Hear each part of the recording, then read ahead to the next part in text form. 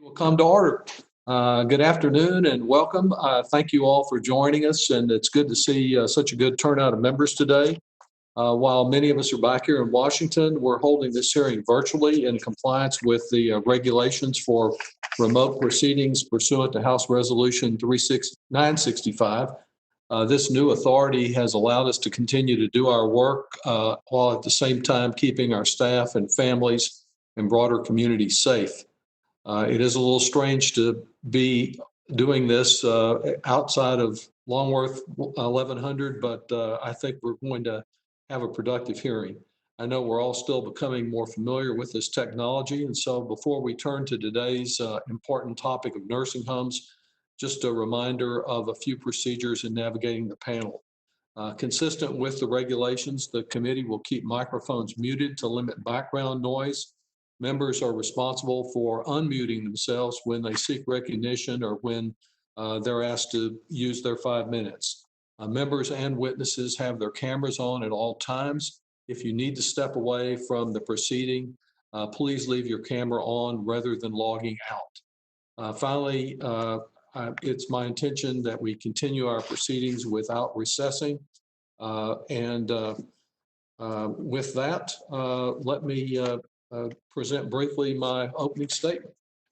On February the 27th of this year, the Life Care Center of Kirkland, Washington, reported the first major COVID-19 outbreak that resulted in 37 deaths. Tragically, this story quickly became a very common headline. And we know now that one estimate in the Wall Street Journal is 50,000 nursing home residents that have died. And most people seem to think that the number is far higher than that. Less than 1% of our US population has accounted for nearly half of the COVID-19 deaths. To understand what went wrong and how to move forward, we invited CMS Administrator Seema Verma, the person responsible for overseeing nursing homes, to testify today. Indeed, she was offered dates and times of her choice this month and next month. She was offered the opportunity to come in person or to appear virtually from her desk. She could have offered a substitute, but this administration, which seems more terrified of transparency and accountability than COVID-19, has declined to provide any witness with the courage to face the responsibility for the thousands of deaths that have occurred. Following repeated unanswered requests since early June, we're now proceeding with today's expert hearing. We'll hear about years of regulatory rollback and relaxed oversight efforts that worsened a crisis that existed long before COVID-19 was a household word and left facilities really ill-prepared to deal with this current emergency. We'll learn from the on-the-ground truth tellers, a sister grieving for the loss of her brother, a licensed practical nurse who took it upon herself to purchase protective equipment with her own funds for her staff, and a local ombudsman who has been locked out of facilities, inhibiting her ability in California to assist residents in advocating for their rights, including preventing evictions to inappropriate settings like sending poor nursing home residents to homeless shelters, similar to the shocking report this past Sunday by Jessica Silver Greenberg and Amy Julia Harris in the New York Times that thousands of nursing home residents are being evicted across the country to homeless shelters and other inappropriate settings because there is a financial incentive for some homes to take more lucrative patients, including those who have COVID-19. We'll also receive insights from national experts who spent years studying the nursing home and both federal regulations and enforcement, and get their perspective on how the crisis is being navigated. Much of this crisis, I believe, could have been prevented by effective federal leadership. The Trump administration's response to the pandemic has really been the 3 Ds: denial, delay, and ongoing deception. But the overall performance rating is a solid F. Since the Kirkland outbreak, CMS waited 97 days, over 3 months, before it published the initial data about nursing home preparedness and infection. When they did publish, it was incomplete, riddled with errors, and they weren't interested in any of the data before the day that they issued the report. As local journalists have sifted through the piles of inadequate and inaccurate information, along with anxious family members, it's become clear that this was not responsive in disclosing the true scope of the crisis, where it's had the largest impact, and which facilities have been struggling the most. And to date, as of the day of this hearing, 800 facilities still haven't reported anything, including 100 nursing homes in Texas. And while we've known from the beginning that the essential tools to protect frontline workers are personal protective equipment, PPE, and comprehensive testing, it took CMS 80 days to have a single baseline test called for. And of course, that still hasn't happened in some places, and they did not provide the resources to do that testing, despite the fact that the Congress has appropriated $25 billion for testing and billions of other dollars that could be used for testing. It took FEMA some 61 days, 2 months, to get out its directive concerning personal protective equipment for nursing homes. And when the equipment finally came from FEMA, much of it was junk that frequently was unusable, glorified trash bags as gowns and cloth masks instead of N95 masks. Despite warnings since early January from health experts, the administration not only failed to invoke the Defense Production Act to provide the PPE that was needed, it was still, as data I've reported on and previously, they were still encouraging the export of massive amounts of personal protective equipment right into March. States and providers ended up having to fight for the scraps at higher and higher prices. Building on the oversight efforts of the Select Subcommittee on the Coronavirus Crisis, our hearing today is seeking some concrete solutions. We'll explore the regulatory, legislative, and enforcement changes necessary to protect the over 1 million Americans who reside in nursing homes. We'll also examine measures to ensure accountability when a facility fails a residence, including prohibiting mandatory arbitration clauses, as our colleague Linda Sanchez has proposed, and assuring facilities do not receive blanket immunity from wrongdoing. In some cases, responsibility for this catastrophe is shared with the administration by various failures at the state level. Texas, for example, has been hiding information about the identity of infected nursing homes and delayed testing and provision of PPE. Sometimes individual nursing homes were the culprits, and in other cases, I think the nursing homes were themselves the victims of administration indifference. I salute those homes that are doing all they can to protect their patients and their staff, but many of them have not done that, and some are still withholding information from residents and their families, including a call I received a couple of hours before this hearing from a woman who called about her mother. She learned that a staffer had been infected at the nursing home, but the nursing home declined to release any information about whether her mother had been exposed. This Congress should also accept a little of the responsibility. In recent months, we've appropriated huge amounts of taxpayer monies to nursing homes and other healthcare facilities without meaningful guardrails, knowing full well that these funds would be distributed by an administration indifferent to the well-being of residents and for whom accountability and transparency on any subject are absolute anathema. As Laura Garcia of the San Antonio Express News uncovered, $9.3 million was awarded, no real strings attached, to a San Antonio nursing home without a single COVID case, but a 1-star rating signifying much below average according to Medicare.gov, and which even under the very relaxed Trump administration enforcement had received 11 health citations on the most recent inspection conducted a year ago. This week, we've seen Life Care Nursing Home up in Massachusetts openly fire a whistleblower who spoke to Reuters about substandard conditions. And we really have no idea how nursing homes, which have received millions, have used those funds to ensure the protection of their residents and their staff. Hopefully, today's discussion will offer us a little more understanding of the failures and the best path forward. And with that, I would call on our ranking member, Mr. Nunes, for his opening statement. Thank you, Chairman Doggett. It's great to see you. Good to see you. Thanks a lot. Today we meet to learn more about the impact of COVID-19 on nursing homes. According to data from CMS, nearly 30,000 nursing home residents have lost their lives to COVID-19. That's 1 in 4 of the total deaths in this country. Other analysis has found as many as 43% of U.S. COVID-19 deaths have occurred in nursing homes and assisted living facilities. In my home state of California, CMS data shows we've seen nearly 1,677 deaths in nursing homes, about 30% of our state's fatalities. At a nursing home in Tulare County, part of my home district, 29 residents have lost their lives and 121 patients and dozens of staff members have been infected. This is a tragedy.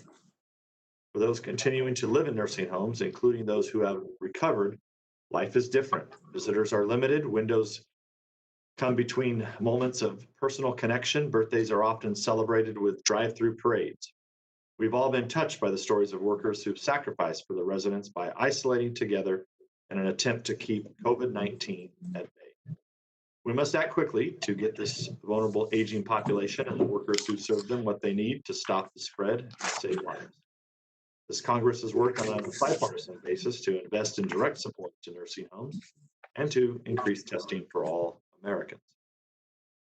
While some governors increase the risk of COVID-19 infection for our seniors by requiring nursing homes to take in residents who test positive, decisions that our colleagues at the Select Subcommittee on the Coronavirus Crisis, led by Whip Scalise, are investigating. The administration has taken aggressive steps to protect nursing home residents and staff. They've issued guidance to increase testing in these facilities, improve infection controls, limit visitors, protect the financial interests of nursing home residents, and mandate nursing homes report cases of COVID-19 to all residents and their families, as well as directly to the CDC. Critically, CMS has announced the formation of the Independent Coronavirus Commission on Safety and Quality in Nursing Homes to provide a review and comprehensive assessment of the nursing home response to COVID-19 pandemic. This committee can and should provide a legislative path forward for the immediate, future, and long-term reforms to prevent outbreaks in nursing homes from happening again. I look forward to today's panel sharing their experiences and advice to help us do that. Some steps seem self-evident. When we have a safe and effective vaccine, vulnerable seniors and healthcare workers must be at the front of the line to be the first ones to receive this vaccine. Antibody tests must be accurate, and our scientists must keep their feet on the gas to tell us what, if any, immunity these antibodies might provide. Finally, the nursing home workforce must be protected with sufficient supplies of personal protective equipment. Before we hear from our witnesses, Mr. Doggett, I would like to make one process point today. We have 6 witnesses invited by the Democrats and only 1 witness invited by the Republicans. Though that is consistent with the committee rules, given the circumstances under which we're currently operating, I hope going forward, especially on a bipartisan issue like this one, we can see a more balanced ratio of witnesses before the summer. But I'll appreciate your attention, Mr. Chairman, and look forward to hearing from our witnesses today. Thank you. I'll be pleased to work with you on that witness issue. We're very fortunate to have the chairman of our committee, Mr. Neal, here, and I'd like to call on him for a statement.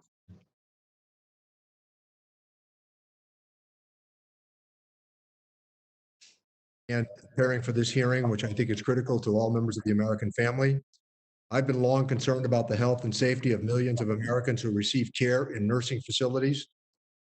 Working very hard to get the administration to address gaps in oversight and consumer protections.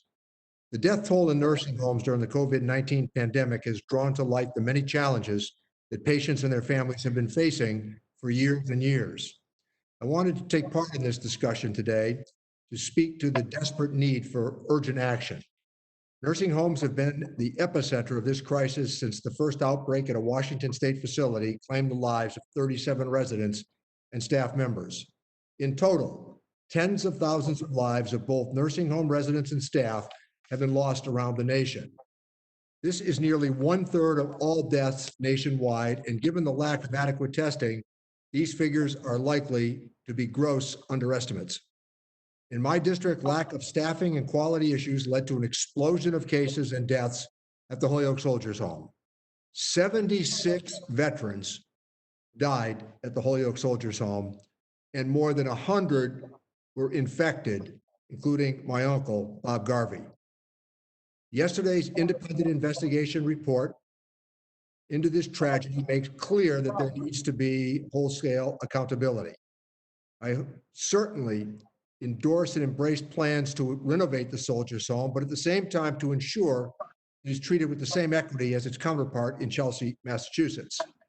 This is a seismic chore, and I am willing to help provide resources so that our state can move forward to rebuild these facilities and create a more transparent, healthy environment for our veterans who serve this nation with such valor. I also want to acknowledge the advocacy of the former superintendent, Paul Barabani, and he has made a number of suggestions which I have fully embraced, including that the Soldiers' Home needs to maintain the current number of beds at the facility. We are strongly opposed to attempts to downsize the facility. There also needs to be an adult daycare facility established on site, and Western Massachusetts needs to have a full voice in the discussion about the future of the facility going forward, making sure that not all decisions are exclusively made in Boston. Across the country, staff continue to report they don't have access to tests or personal protective equipment that they sorely need. There have been reports that PPE sent to nursing homes from the federal government happen to be inadequate for health settings. Just as the coronavirus has highlighted deeply rooted inequities in our healthcare system at large, it has also underscored the vulnerabilities in our nursing homes. The New York Times investigative report recently found that more than 60% of the facilities where at least a quarter of the population was Black or Latino, the COVID-19 rate of infection was double the rate where residents made up less than 5% of the population. This is hugely devastating, but we all know it's not a new problem. Make no mistake, what's happening in nursing homes, soldiers' homes across the country is no coincidence. It is the outstanding and long-standing deregulation campaign the Trump administration has waged against nursing home care for years. Their policies have exacerbated the already present safety threats to these residents, and thousands have died because of it.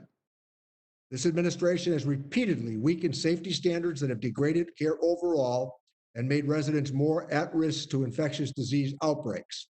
While they have taken some action to contain the virus and to protect patients and workers, they have not done enough. The HEROES Act, which the House passed over a month ago and this committee was much responsible for, includes responsibilities for the provisions of safeguarding quality nursing home care during the pandemic and strengthening protections for workers and patients. Advocates and healthcare professionals alike agree that the administration's inaction earlier this year has worsened the outcomes and fatality rates in nursing homes. Our committee stands ready to hold this administration accountable and demand they combat this deadly virus in nursing homes and protect the health and well-being of all Americans.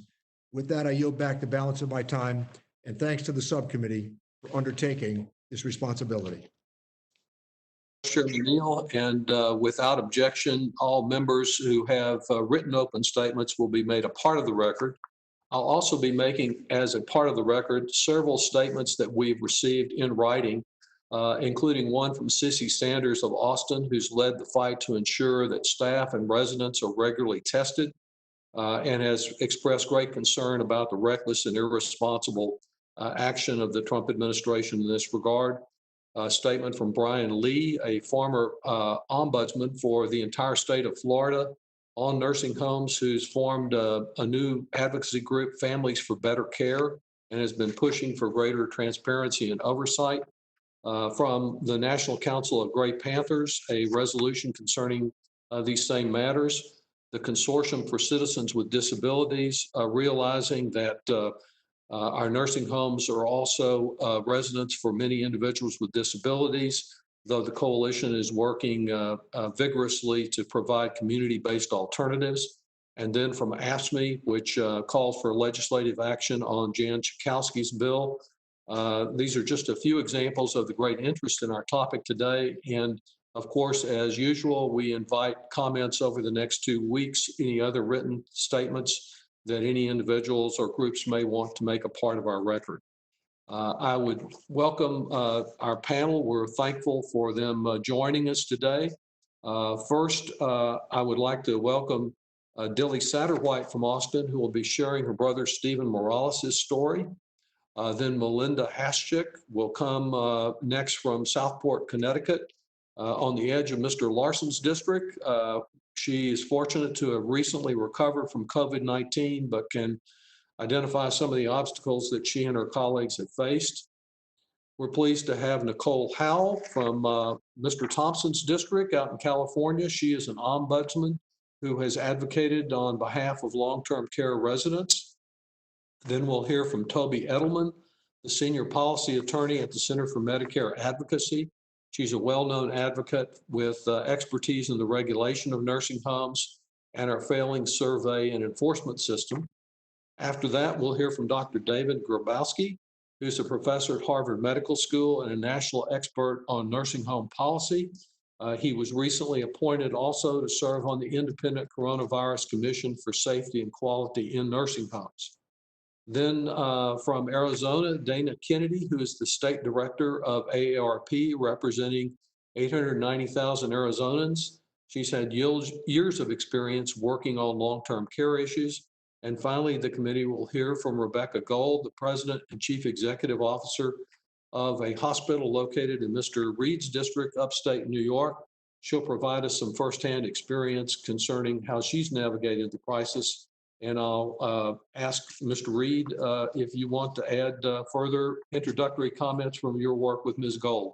Thank you, Mr. Chairman. And I do want to welcome, and it's my privilege to introduce Becky Gould to the Ways and Means Committee here today. And she is the president and chief financial officer of Schuyler Hospital, which is located in Watkins Glen, New York, in our district. And she's had years serving in that capacity and working with this population that we're discussing here today. The Schuyler Hospital is a critical access hospital with a skilled nursing facility attached. So Becky not only runs the place, she walks the rounds, knows those patients. And Becky, we welcome you to this committee, and your firsthand experience and input is greatly appreciated by, I believe, all the members on this committee today. So thank you, Mr. Chairman, for that opportunity. Thank you, Mr. Reed. Each of the statements of our witnesses will be made a part of the record in its entirety. I would ask you to try to summarize your testimony in 5 minutes or less for you and for our colleagues as they ask questions. I'll do a little gentle tap with my gavel here as time is reached and ask you to try to conclude your remarks at that point. To help you with the time, you can keep an eye on the clock that should already be pinned on your screen. I would then call on Ms. Satterwhite. It's good to have a fellow Texan here. And of course, additional condolences for the devastating loss of your brother. And I appreciate your participating to share that story. Ms. Satterwhite? Thank you, Chairman Doggett, Ranking Member Nunes, and the members of the committee for having me today. My name is Delia Satterwhite. I live in Austin, Texas, and my brother Stephen Morales passed away on April the 16th, 2020 from COVID-19 that he contracted while residing at Riverside Nursing and Rehabilitation Center here in Austin. My brother had dementia, and in July 2016, he went to Riverside Nursing Home to live. I would go and visit with him on weekends and sometimes would pop in to check on him during the week on my way home from work. I would usually spend Saturdays with him, bringing some of his favorite foods like tacos or menudo from Joe's Bakery. When the nursing homes went on lockdown on March the 13th, 2020, I had seen my brother just the week before the lockdown. He was in good spirits, and I had told him that I would be returning the next Saturday with my son so he could get his hair cut and trim his beard. That never happened. The day before my visit, I was called and told that they were going to lock the facility down and no workers and no visitors were allowed. I asked if I could drop off the snacks I had already bought, but they did not want to risk bringing the virus in. I understood that and wanted them to keep my brother safe. I would visit sometimes and talk to my brother through the window, but it was hard knowing he couldn't have his family with him. After the lockdown, it was hard to reach any of the staff at Riverside. They did not want to take my phone calls. and would put me on hold for so long that my lunch break would be over before I could ask how my brother was doing. I would call almost every day, usually 2 or 3 times a day. No one wanted to talk to me. It felt like they were keeping a secret. No one wanted me to know what was happening. They didn't want me to know the virus was there. I was eventually contacted on April the 3rd, 2020, that my brother was being isolated because he was running a fever and coughing. He tested positive for COVID-19 the following week and then developed pneumonia. I requested that he be sent to the hospital to receive the medical care that he needed. The nursing home refused, and he passed away in his room on April the 16th. The worst part is knowing that he died alone. I wanted to be there. His family loved him and should have been with him. When I went to pick up his belongings, they gave me a box of things for a woman who had the same last name, Morales. It was disrespectful to the life of my brother. He was a good man and his life mattered. It took a week for Riverside to find my brother's belongings and return them to me. This nursing home did not provide the care that my brother deserved. They refused to provide information about other COVID-19 cases and deaths, and did not want to test the residents and staff. They never sent him to the hospital, even after I requested he be sent. When they closed the nursing home, they said they wanted to keep the virus out, but they didn't make a plan to make sure workers didn't bring it in. My brother wasn't leaving the nursing home. The virus was brought into him. The workers were still going home and could get the virus anywhere. I don't blame the workers. They were doing their job. They should have been given the PPE they needed to keep them and their patients safe. And if someone was sick, they should have been given leave to stay home. The nursing homes also need to be testing everyone all the time. Someone can test negative today, but have a positive test next week. If we were testing and providing PPE, the virus wouldn't have gotten to my brother. My brother should still be alive. I will continue to share his story so other families don't have to go through this. I still check in with some of the families of other residents at Riverside. I want to make sure their loved ones are being taken care of. Thank you for allowing me to share Stephen's story today and for this important hearing so we can all learn the truth about what is happening in these nursing homes. You reflect the kind of pain that has afflicted families all over the country, and we do extend our sincere condolences. Ms. Hashik, can you enlighten us on the experience of staff at nursing homes? Good evening, good afternoon, Chairman Doggett, ranking members Nunez, and members of this committee. Thank you for allowing me to share my story today. My name is Melinda Hashek. I'm a nursing home worker from Stamford, Connecticut. I've worked in healthcare industry for over 20 years. Through working to take care of my residents is rewarding. My workplace can often be stressful and difficult. Just in the last 3 years, my facility has 5 different administrators with different sets of policies. It made our lives hectic. Some of my coworkers and I decided enough was enough. We voted to unionize last year, are still fighting for our first contract. Some of the things we had asked for were time and a half, family sustaining wages to help short staffing, and a training fund. The pandemic has only deepened the need for what we are fighting for and made the problems that are existed worse. My facility was hit hard by PPE shortage. We were in short supply. We were being told to use single-use gowns and masks. Just recently, the corporation that owns the facility where I work was fined for washing single-use suits instead of replacing them with new ones at another facility nearby. It was so bad that I had to find PPE for myself and my coworkers using own money and the help of family and friends. I couldn't bear to risk exposure to COVID-19 so recklessly. Once we started hearing of cases of COVID-19, our facility was still figuring out internal policies and best practices. While we did make an effort to quarantine our residents with COVID-19, we were so short-staffed that staff worked both in quarantine and unquarantined areas. What was worse that we weren't always told who tested positive either, and though the information was known to parts of management, since my work involves being hands-on with residents, including being available for CPR during emergency situations, I unknowingly work with residents that tested positive for COVID-19. Even with gown and surgical masks, I didn't have full protections like goggles for my eyes. This is how I believed I contacted COVID-19. I am a single mother and I live in a home with my two teenage daughters and my sister. After I tested positive, I had to stay in complete isolation from them. I couldn't afford to get my kids sick, especially with one of them, my daughters who has asthma. This meant I couldn't give my children any affection, any hugs, or any kisses. When it was time to eat, they ate alone. My daughters had to figure out how to cook for themselves. It was so hard not being able to support them. I could not touch my kids until my birthday. Between self isolation when my sister was ill and then contracting COVID-19 myself, I was out of work for almost a month. I had to use all my sick days, vacation, and personal days in order to continue to receive pay. Now I can't afford to get sick because that would mean I couldn't provide for my family. As a worker who cares for vulnerable people and my risk of health to do it, I shouldn't have to be in this situation. The whole process took a huge mental toll on me. There were many days I came home crying.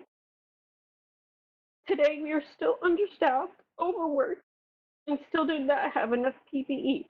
While I appreciate the donations of food and the occasional pizza party we receive, my coworkers and I do not need a pizza party. We need PPE. Even after co- Even after my coworkers and I continue to contract COVID-19, communication is still a problem we face. We still don't know which residents are infected. Even though there are clean zones and a COVID-19 wing, we fear that the potential exposure because of lack of information and protocols keep changing. That's why our initial contract fight for family sustaining wages, tuition reimbursement, funding, and training and sufficient equipment is more important than ever. I love working with my residents because oftentimes I know it's the only family they have. So not only do I owe it to them, but I owe it to my own family and myself and to hold these families accountable. Thank you for your time. A call on the head of me. Thank you very much for your testimony and your service. Ms. Howe? Yes. Chairman Doggett and Ranking Member Nunez, thank you for inviting me to testify before you and this distinguished subcommittee. My goal today is to help you understand the landscape of long-term care and how COVID-19 exploited its weaknesses and left residents without protection or oversight.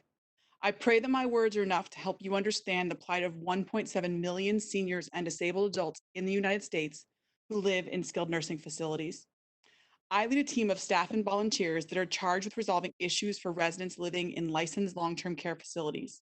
We are often the only place for residents and families to turn when they need advice, guidance, and assistance resolving serious issues such as bed sores, isolation, eviction, discharges, as well as intervening in instances of abuse and neglect. COVID-19 is an opportunistic disease that continues to prey on our most vulnerable citizens and exploits the foundational weaknesses within a web of regulatory and safety net services. In the United States, long-term care is paid for in two primary ways, sometimes with income and savings or long-term care insurance, but oftentimes more likely with government dollars. Assisted living costs at least $5,000 per month, pricing many out of access and leaving our most vulnerable hardworking adults reliant on the Medicaid system as they age. These residents are often in stark contrast to Medicare patients who are only at skilled nursing facilities for a short stay following hospitalization and require therapy and care, along with a healthy dose of visits from concerned family and friends. Medicare patients receive the lion's share of attention and draw in a reimbursement rate in excess of $600 per day, whereas recipients of Medicaid are billed at less than $200 per day, the lowest payer source for skilled nursing properties. Even the layperson can see the strong disparity in payment and understand the perverse incentive for skilled nursing providers to seek out short-term Medicare patients versus long-term Medicaid residents. A particularly callous administrator remarked recently that they could make more running a doggy daycare than they can with a Medicaid resident. For those individuals who are able to pay in excess of $5,000 per month for care, they are more likely to choose what is referred to as assisted living. That does not provide medical care, but those residents who are able to pay often have the same levels of impairment as those who live in skilled nursing facilities. It's important to note that skilled nursing facilities that have significant number of African American and Latino residents, irrespective of facility size, rating, or location, are twice as likely to have coronavirus infections as those facilities whose residents are white. The New York Times reported that more than 60% of nursing homes, where at least a quarter of the residents are Black or Latino, have reported at least one coronavirus case. That is double the rate of facilities where Black and Latino people make up less than 5% of the population.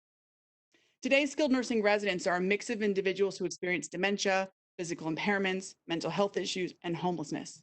They live together in aging buildings without appropriate isolation capabilities and often under the management of companies unable to adapt to the rapidly changing care conditions created by this pandemic. The issues that COVID-19 exploited are not highly technical or complex. They are basic issues of training and adequate staffing. California facilities with one or more patient with a COVID-19 case had, on average, 25% fewer registered nurses per resident. In addition, 91% of nursing homes reported at least one case of COVID-19 had a prior violation related to infection control prior to the pandemic. These violations are not egregious or significant. They are failures to ensure basic hand washing or wearing of protective clothing. Now, poor staffing in long-term care facilities was the gasoline to COVID-19's match. Within the long-term care industry, direct care workers, on average, earn only $1 to $2 more per hour over state minimum wage, forcing these dedicated people to work 60 to 80 hours per week at multiple locations to pay the most modest of rent and expenses. Meaning, you can have a caregiver that works at one facility where there are active COVID-19 infections, yet is forced to work at a second location and may transmit the virus to residents. Now, facilities did not cause this disaster, but in some instances, their response has been substandard, and they did it with the people's money. A skilled nursing facility can choose to be private pay, and some do, but largely they do not because the lucrative and reliable stream of Medicare dollars is highly attractive. In exchange, they care for a few Medicaid residents along the way, but they will take often the first opportunity to discharge that resident. Sadly, some facilities have exploited this pandemic and the lack of oversight to evict residents without notice, sending them to homeless shelters that cannot provide proper care. This is not a new practice, but with facilities locked down, it is difficult for ombudsmen like me to assure proper accountability and intervene on behalf of residents. This crisis is the direct result of poorly applied resources, inadequate staffing, and loosely imposed regulations that fail to protect these precious lives. In order to address these critical issues, I respectfully request that you consider the entirety of the recommendations I have made to you today in writing. Thank you. Thank you for your testimony and for those recommendations. Ms. Edelman? Thank you, Chairman Doggett, Ranking Member Nunes, and members of the subcommittee. My name is Toby Edelman. I am a senior policy attorney at the Center for Medicare Advocacy, a nonpartisan, nonprofit, public interest law organization that works to ensure fair access to Medicare and high-quality care. I have advocated for residents at the national level for more than 40 years. I want to acknowledge the deaths of more than 50,000 residents and staff from COVID-19. We grieve for residents, staff, and families. The past several months have brought to fuller public awareness the deadly consequences of poor care, inadequate staffing levels, and lax infection control practices. Although these problems have been identified for decades, they have been made worse by recent deregulatory actions. The Trump administration has weakened and dismantled the regulations and guidance developed over the past 30 years to implement the 1987 Nursing Home Reform Law. During the pandemic, the administration unilaterally decimated long-standing statutory protections for residents and suspended inspections and enforcement for all but the most serious violations. It could not have implemented such drastic changes on its own in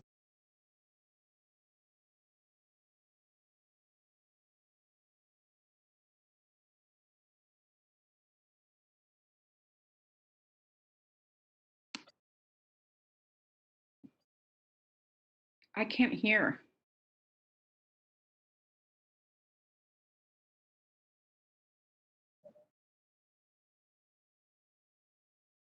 the law has, the reform law, excuse me. Can you hear me now? Is this okay? We can't hear you now. Okay, Thank you very I'm much. sorry, sir. We Okay, missed about 30 seconds of you. okay. The reform law governs nursing facilities that voluntarily choose to receive reimbursement from Medicare and Medicaid, and that means nearly every facility in the country.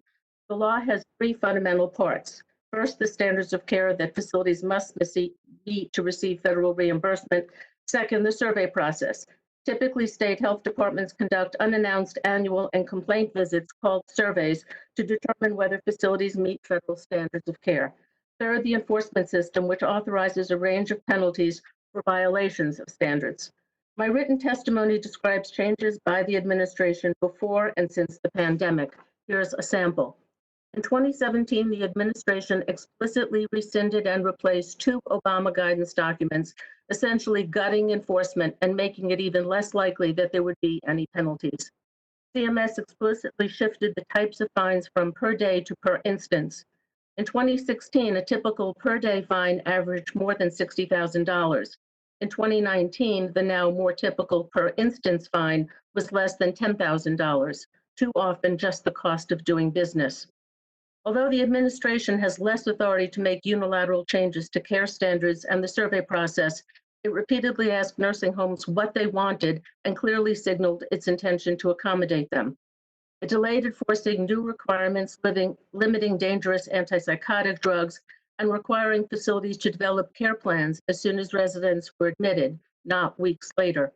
It proposed allowing facilities to use pre-dispute arbitration provisions in admissions contracts. Last July, CMS proposed watering down other care standards, including eliminating the requirement that a facility's infection prevention specialist be on site at least part-time. The proposals use the word burden or burdensome more than 100 times in 32 pages. The administration proposed surveying facilities as infrequently as every 3 years. Since the pandemic, the administration has unilaterally suspended parts of federal law entirely. In March, CMS banned all visitors, including families and ombudsmen, the program designed to advocate for residents. CMS waived transfer and discharge rules under certain circumstances. CMS waived the requirement that facilities use only nurse aides who complete at least a 75-hour training program. Facilities are now hiring people with as little as 8 hours of training. CMS waived, possibly permanently, requirements that facilities submit data about nurse staffing levels and resident assessments. And finally, CMS suspended all standard and complaint surveys and suspended enforcement for all violations except those classified as immediate jeopardy, less than 1%. CMS must reinstate federal protections for residents and comprehensive surveys and enforcement immediately. For the longer term, 4 changes are essential. First, all facilities must have sufficient numbers of well-trained, well-supervised, and well-compensated nursing staff. All facilities need RNs around the clock. Second, the survey and enforcement systems need to be strengthened, and enforcement needs to be implemented on a corporate-wide basis. Third, states and CMS must establish and enforce meaningful standards for who is eligible to operate a facility and receive federal reimbursement. Finally, we must require that facilities spend a reasonable proportion of the billions of dollars they receive each year on care for residents. The coronavirus pandemic has made all too visible the lethal consequences of poor care and no oversight. We can and must learn from what has gone wrong and do better in the future. Thank you. Thank you very much. Dr. Grabowski? Thank you. Chairman Doggett, Ranking Member Nunez, and distinguished members of the House Ways and Means Health Subcommittee. Thank you for convening this important conversation to examine the COVID-19 nursing home crisis. Nursing homes have been ground zero for COVID. Over 50,000 Americans have died in nursing homes, and many of us think the true number may be much higher. Just 0.5% of the entire population represents nearly half of our country's COVID fatalities. We lost over 1 in 10 nursing home residents in New Jersey nursing homes alone. Think about that, over 1 in 10. Efforts to stem this plague are also taking a huge toll. Nursing homes are in all-out lockdown because visitors are not allowed.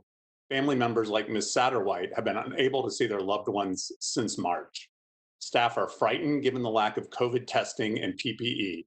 And for good reason. New federal COVID data suggests over 500 staff nationally have died from COVID, making nursing home caregiver the most dangerous job right now in America, with a higher death rate than logging workers and commercial fishermen.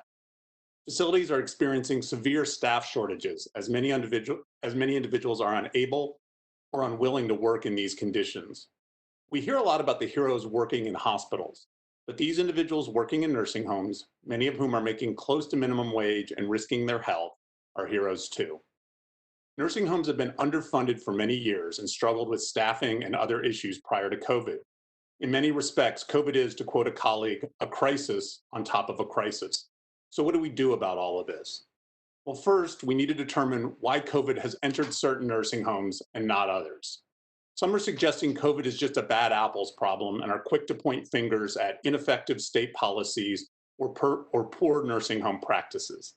This is not what my research or the independent research of other academics suggests.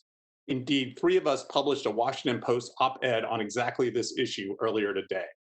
We find that cases are concentrated wherever COVID is present in the community. The secret weapon behind COVID is that it spreads in the absence of any symptoms. Visitors have not been allowed in most facilities since March, but staff unknowingly bring the virus from the community into the facility. As a result, if COVID is in the community where staff live, COVID is soon to be in the nursing home where they work. This suggests COVID is not just a bad apples problem, but rather a system-wide problem that can impact any nursing home in any state. This is a time to support all our nursing homes. So what should we do? Staff and residents are in desperate need of COVID testing. Until we get rapid and accurate testing for all staff and residents, we won't be able to contain COVID. And this can't just be a one-off. We need a surveillance program that regularly tests staff and residents in order to identify new cases as they emerge. The virus also spreads because staff lack PPE, just as Ms. Haschak described earlier. There's a huge shortage of masks, goggles, gloves, and gowns that has led to staff reusing these supplies or simply going without. Rather than pushing the logistics and costs of testing and PPE to states and nursing homes, the federal government needs to take ownership of this issue. The federal government should set a consistent policy across all U.S. nursing homes and then provide states and nursing homes with the resources to achieve it. And if we have testing and PPE in place, we would be able to move safely towards opening nursing homes again to family members. Another issue is supporting and growing the direct care workforce. Nursing homes need higher reimbursement for COVID cases to prevent layoffs and maintain staffing levels. Staff also deserve a wage that is commensurate with the risks they are taking. The federal government needs to put dollars in place that directly flow to workers in terms of hazard pay and other benefits. I want to conclude with a simple statement. It didn't have to be this way. Much of the negative impact of COVID in nursing homes could have been avoided. However, rather than prioritizing the safety of the 1.3 million individuals that live in nursing homes and the staff that care for them, we failed to invest in testing, PPE, and the workforce. We allowed a problem that could have been contained to now grow into a national crisis. Now that we are here, it is time for the federal government to make the necessary investment to mitigate the spread of COVID across all U.S. nursing homes. We owe that to our parents and our grandparents and the individuals that care for them. Thank you.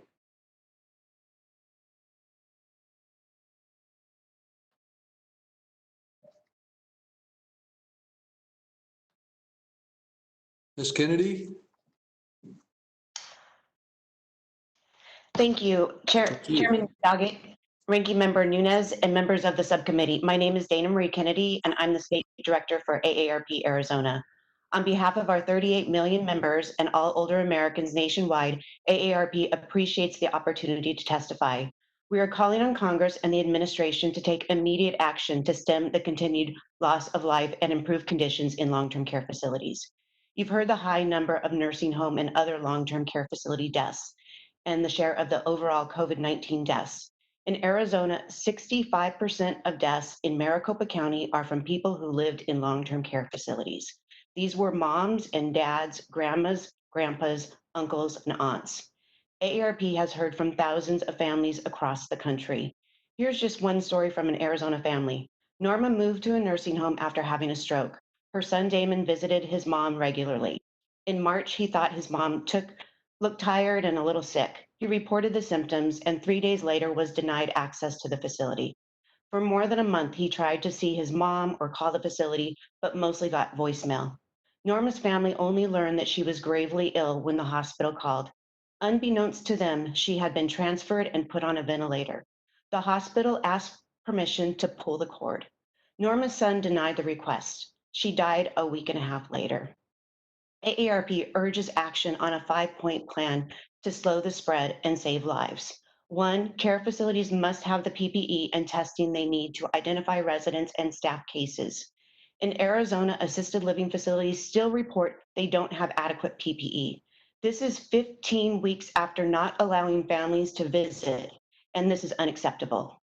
Testing is also not available or happening in many nursing homes and long-term care facilities. In Arizona, skilled nursing facilities have done 1 round of tests of staff and residents and do not plan to do any more preventative testing. Assisted living facilities have yet to even do 1 round of testing. This is outrageous. The only way to truly protect residents and staff health and safety is to have regular testing in accordance with the CDC guidelines. 2, there must be adequate staffing to provide necessary care, and long-term care ombudsmen must be allowed to visit residents in person. Many of these facilities struggled with staffing issues before the pandemic. In addition, ombudsmen play an important role advocating for residents and their families, but in many places are currently unable to conduct in-person visits. We urge this restriction to be lifted. 3, care facilities must report publicly on a daily basis if they have confirmed COVID-19 cases. Residents and family need information, the community needs information, and when there are discharges or transfers.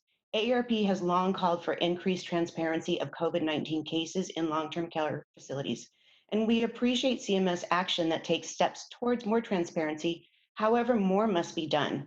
Reporting is still not happening consistently, and reporting generally does not include demographic data. We need oversight, accountability as billions of taxpayer dollars are distributed to nursing homes.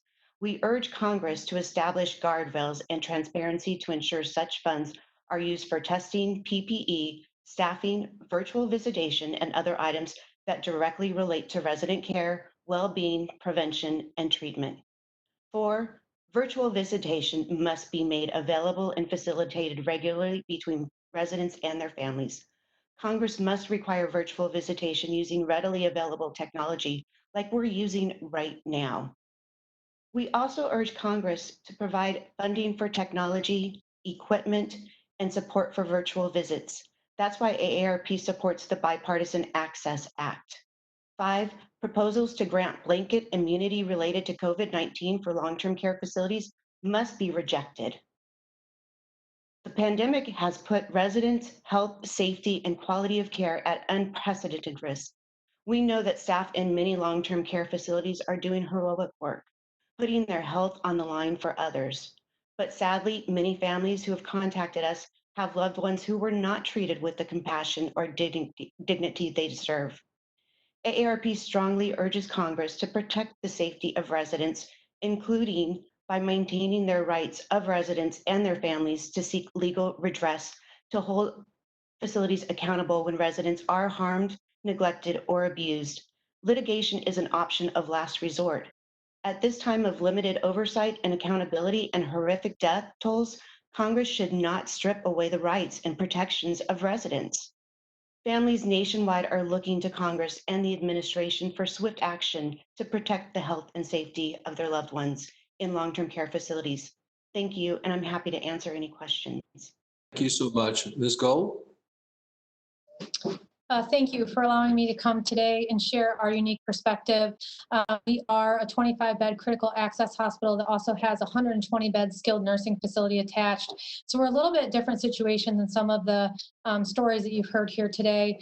And actually our situation is a little different being in New York too than some of the things that I've heard here today. But I did want to let you know about the hardships that we're facing here. So being in a nursing home administrating position, the changing regulations have been difficult for us to keep up with. The regulations have been changing constantly, and with a limited number of staff and resources to be able to implement those changes, it is difficult to comply with them. The penalties for noncompliance in New York State equal a misdemeanor or a loss of your operating certificate, or for a nursing home administrator, that misdemeanor would mean loss of your ability, your career, basically, in the future. And so the other thing that happened here on March 25th, 2020, Governor Cuomo and the New York State Department of Health issued an executive order that prohibited nursing homes from denying patients admission or readmission to a nursing home based on the confirmed COVID positive diagnosis. We were very thankful and lucky here to be part of a health system. We're a part of Kovat Health System. We partner with Kovat Medical Center, and we knew from the beginning that that could have a devastating impact on our nursing home. And so we worked together in order to ensure that we actually would never admit a COVID-19 patient into our nursing home. And I think that this is something that actually could be regionalized in New York State and possibly other states as well. So we worked together to ensure that any COVID-19 patient that was positive that came to our facility was actually transferred to Kovat Medical Center. If they were going to be admitted to the nursing home, we kept them in a swing bed stay until we could confirm that they were not positive COVID patients, so that they would not be injected into our nursing home. And I'm happy to say that as of today, we have not had a positive COVID case in our nursing home. Another issue that we face that's been talked about already here is staffing. So even prior to COVID-19, we had a nationwide shortage of registered nurses as well as CNAs. Pay is part of the reason that we talk about that. But that we've had to reassign those critical resources that we have to other duties. So RNs have been reassigned to swab staff. CNAs have been reassigned to man tables and screen people as they come into our facility.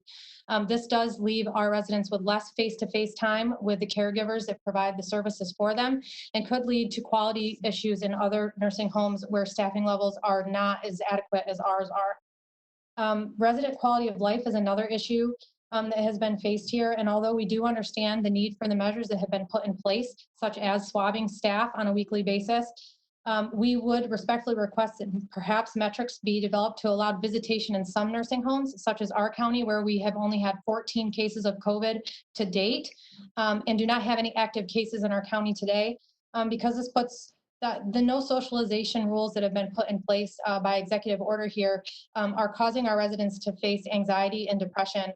I round in the nursing home regularly, and I had one of the residents grab my arm and say to me, "Can this last forever? Can I really not see my family again?" These people are just distraught. And so we need to work together to find a way to work with administration and the Department of Health to figure out how we can allow safe visits in our nursing homes. Reimbursement is the last issue that I wanted to talk about here. I am happy that we do have staff testing in our facility and that we are being able to detect people that have COVID in our hospital. But there is a cost and a price tag that comes along with that. So for us, it is $100 for the processing of each COVID test that we send to be processed. That does not include the PPE cost. That does not include the courier cost. That is costing our facility $28,500 a week. That is $114,000 a month. Or if you did this for a full year, that would be $1.4 million. Nursing homes run on very thin margins, which is why we have such staffing needs, because we can't afford to pay somebody like our competitor, like Target does. So it's hard to retain those staff providing such an important service, but it's also hard. It's not easy work. And so we do need fair wages for those people. And in order to do that, we need to see increases in the rates that we receive. We have received, I do want to be fair, we have received some PPE testing, PPE and limited testing supplies from our state, but we have received no funding directly for the testing regulation that has been imposed upon us.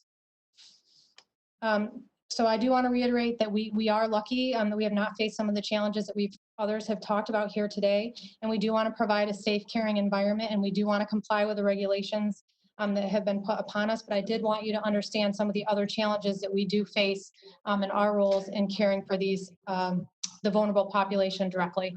Thank you for your time. Thank you for your insightful testimony. Without objection, each member will be recognized now for 5 minutes to question our witnesses.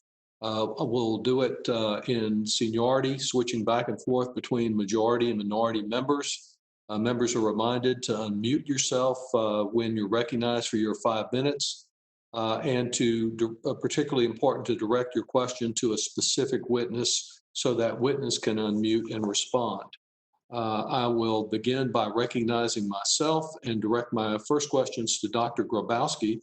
Doctor, would you describe what the effect has been of having a fragmented approach where the Trump administration really relinquished its responsibilities and told the governors to go out and compete to get the PPE that they needed?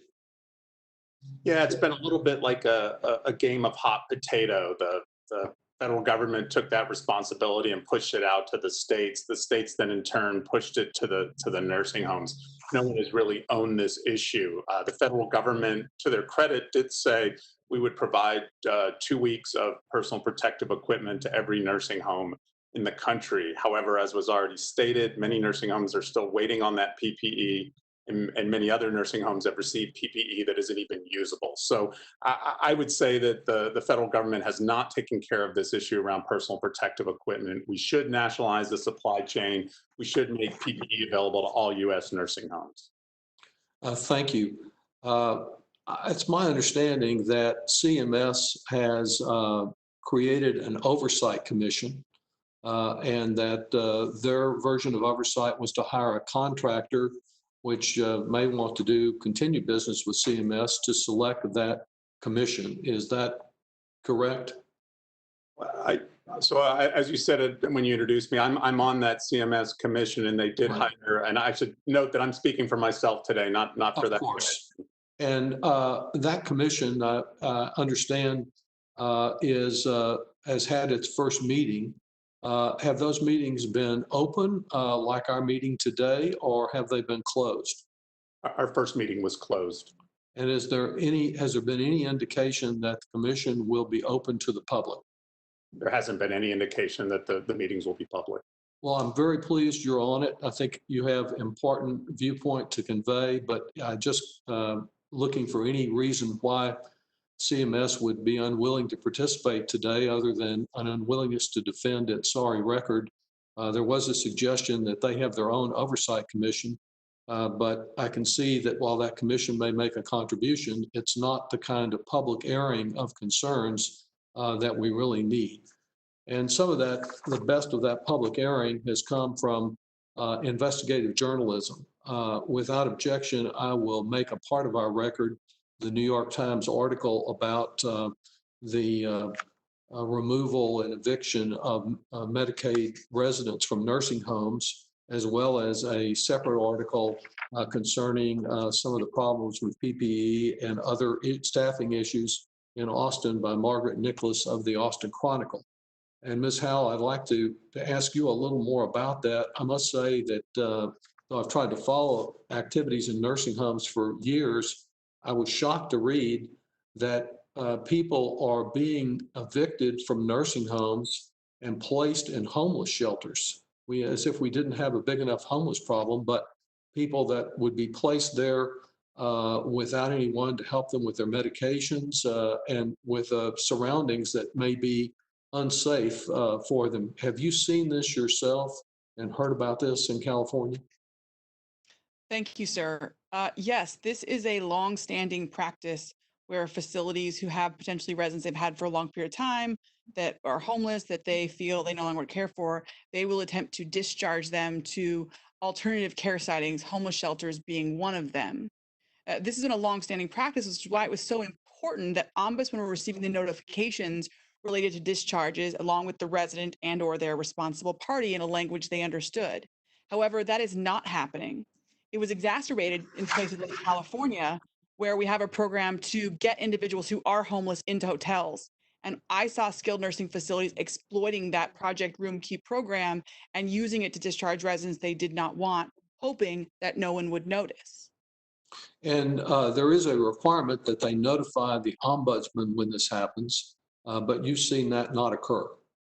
We've seen that not occur, but it also changed. As Ms. Gould said, there's been a drastic reduction in regulations ever changing that is very challenging to keep up with. And I think in an attempt to try and sort of prevent hospital impaction, skilled nursing facilities, some regulations were waived, that being one of them. And that is one that needs to be reinstated immediately. Between March, April, and May, the discharge notices we received reduced by 50%. Going from approximately 6,500 to 3,000. That is a significant reduction, and I believe it indicates that there are residents being discharged to inappropriate care settings. And during that period of time, have you had any means of communicating with people within your jurisdiction as ombudsman? Yes, my team members are particularly ingenious. We have used phone, we have used Zoom, we use Google Hangouts, we use FaceTime. For those residents who are able to connect that way, it is useful. but we know that there are so many who are not. And like the family member stated earlier, it has been many months without any contact. This has significant harm for residents, and I think actually aids in their decline. So not having them there has an impact just in terms of social contact with a loved one, but does it also have an effect on the quality of care that they are likely receiving in some of our nursing homes? Absolutely. Not only do family members aid in care and know their individual and help provide assistance, but they also are on the lookout. And without eyes and ears in the facility, no one knows what is happening. And while I believe many facilities are doing their best, I think there are some that may be using this time and not providing the best of care, and residents are unable to speak for themselves. Thank you very much. Ms. Kennedy, why not grant these nursing homes immunity? I understand this has been a top priority of Mitch McConnell and some of the people in the Senate to grant everybody immunity. Well, granting blanket immunity to nursing homes is just wrong. It stops residents from holding long-term care facilities accountable for harm caused by substandard and dangerous care, including care that results in a resident's death. And many nursing facilities had safety violations before the pandemic. And according to a recent study from Government Accountability Office, 8 out of 10 nursing homes were given citations for not following even basic infection control practices. So many facilities were not staffed adequately before this pandemic, leading to devastating falls, pressure ulcers, and worse. Thank you. Lastly, Ms. Edelman, you have made reference in your testimony to the possibility of establishing a medical loss ratio for nursing homes. How would that work and what benefit would it have? Thank you, Congressman. Oh, I think we've lost you again, Ms. Edelman. I'm sorry. There you are. This is a very important issue to make sure that facilities actually spend a designated portion of the reimbursement that they receive from Medicare and Medicaid on actual care for residents. There isn't any obligation now that they spend the money on care, even though that's what the expectation is. So we do have experience with this kind of requirement. The Affordable Care Act said that Medicare managed care plans must spend a designated portion of their money on care for their plan participants. We think that would also be very useful in nursing homes. Okay, thank you. Thank you very much. Mr. Nunes. Thank you, Mr. Chairman. I want to yield my time to Mr. Reed, who's been really laser focused on this issue, doing a lot for the state of New York. So I want to yield my time to him, if that's okay. Surely. Well, I thank Mr. Nunes for yielding his time to me, and thank you, Chairman, for convening this committee hearing today. And as indicated, this has been a priority of our office since the beginning of this crisis, the nursing home situation. And I will just tell you, what we really need to be focusing on today is that there needs to be accountability and leadership and action for the past mistakes that happened during the course of the pandemic crisis. But most importantly, that as we move forward, we must protect the loss of life from occurring in the future, like we've seen in particular in New York State. Since this virus first hit our shores, we have known our nation's parents and grandparents were particularly at risk. While many states, 45 in fact, Mr. Chairman, chose to follow CDC guidance, CMS guidance regarding nursing home regulations, a small group of governors made fatal errors that directly exposed the elderly to COVID-19 and placed our most vulnerable population in harm's way. Governor Andrew Cuomo in my home state of New York enacted a series of disastrous policies that directly led to the deaths of thousands of our state's parents and grandparents. We know this virus is not going away anytime soon. If we are to ensure our nation's parents and grandparents are protected moving forward, we need to fully understand why Governor Cuomo and the 4 other governors ordered COVID-19 positive seniors to be forced into nursing homes, exposing the entire nursing home population and staff to death. Mr. Chairman, I'm asking, this is a copy of the March 25th executive order from Governor Cuomo, which I ask unanimous consent be included in the record. Thank you. I assume that's a yes, because I didn't hear you, Mr. Chairman. It was muted, but thank you. I find Yes, sir. it particularly, It's without objection. thank you. I find it particularly important to submit this for the record because as you indicated in your opening remarks, Chairman, transparency is important. And this order has been deleted from the public records on the internet for the state of New York. And I want to also note, Mr. Chairman, immediately after Governor Cuomo imposed this order to force COVID-19 positive patients into nursing homes, the Society for Post-Acute and Long-Term Care sent a direct written letter warning to the governor, and it stated, and I quote, "The mandate was overreaching, not consistent with science, and beyond all, not in the least consistent with patient safety principles," and particularly indicated that the order caused significant risk of fatality to nursing home patients. So I would also like to seek unanimous consent to enter into the record the March 26th, the day after the March 25th executive order letter of the society. Without objection. Thank you, Mr. Chairman. Instead of working together with us, the medical community, and advocates on solutions, Governor Cuomo is focusing on lying to the American public as evidenced by independent fact checkers who ruled the governor did not follow federal guidelines, even though he said it was the fault of the Trump administration. Even now, he continues to refuse to take responsibility for the state's errors. It is offensive to those who have lost a parent or a grandparent and who just want answers like myself. Our investigation in this committee should serve as the foundation of future nursing home policies and decision-making. The result should be a comprehensive strategy, Mr. Chairman, to keep our nation's parents and grandparents safe from what I fear will be a return to a crisis level of nursing home deaths in the fall as the virus potentially reemerges. Congress must ensure that state leaders follow the proper best practices tailored to meet the specific needs of the community moving forward. We should be fighting for people like Donna, who reached out from our district to our office, who recently shared her story with us after failing to hear from a single New York official in response to her plea for help. She is extremely concerned about her dear Aunt Rita, who has been isolated and unable to interact with her family for months. And as Donna said, I'm pleading with you to address this. We cannot have a one-size-fits-all approach. We need someone who cares enough to speak up for those who can't. We should also stand with Doreen from our district, who has been unable to see her 95-year-old mother for weeks and has described the whole situation as a nightmare for the family. The American people need our help, and they are relying on us to act because they have lost faith in their state's competence and ability to roll up their sleeves and put a plan of action in place. And I join with the witnesses here today that say we owe it to our parents and grandparents to do better. But most importantly, we shall not cast blame.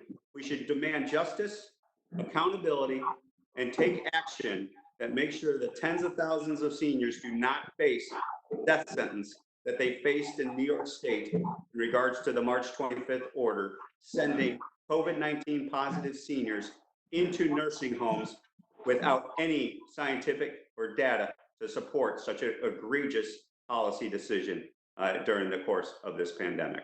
And with Thank you, that, Mr. Reed. Thank you very much, Mr. Thompson. Thank you, Mr. Chairman, and thank you to our excellent witnesses that are with us today. My condolences to Mrs. Satterwhite for the loss of her brother. And I want to thank in particular Nicole Howell, whose work in my district in Contra Costa County has been incredibly important. Thank you for all that you and your team are doing. This is an important hearing. It's a tragic one, Mr. Chairman, but it's an important one. COVID-19 has ravaged every part of our society, but nowhere has it hit harder than in our nursing homes.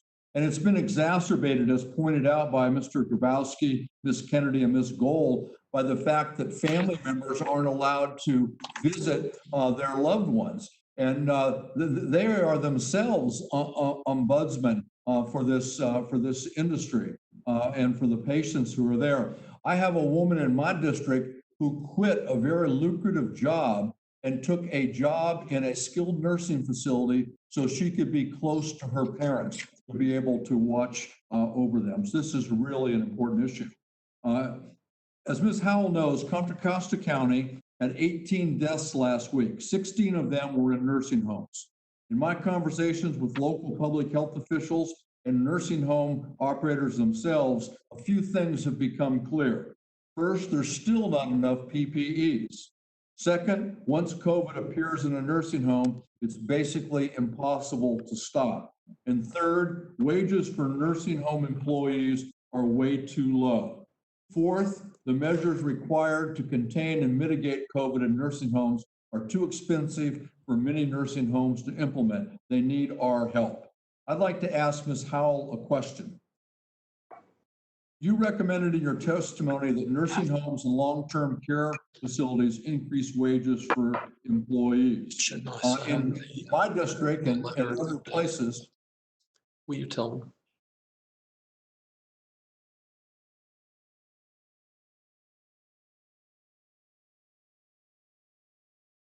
I can't hear. Can you hear? No, I'm sorry, you cut out for a second. Okay.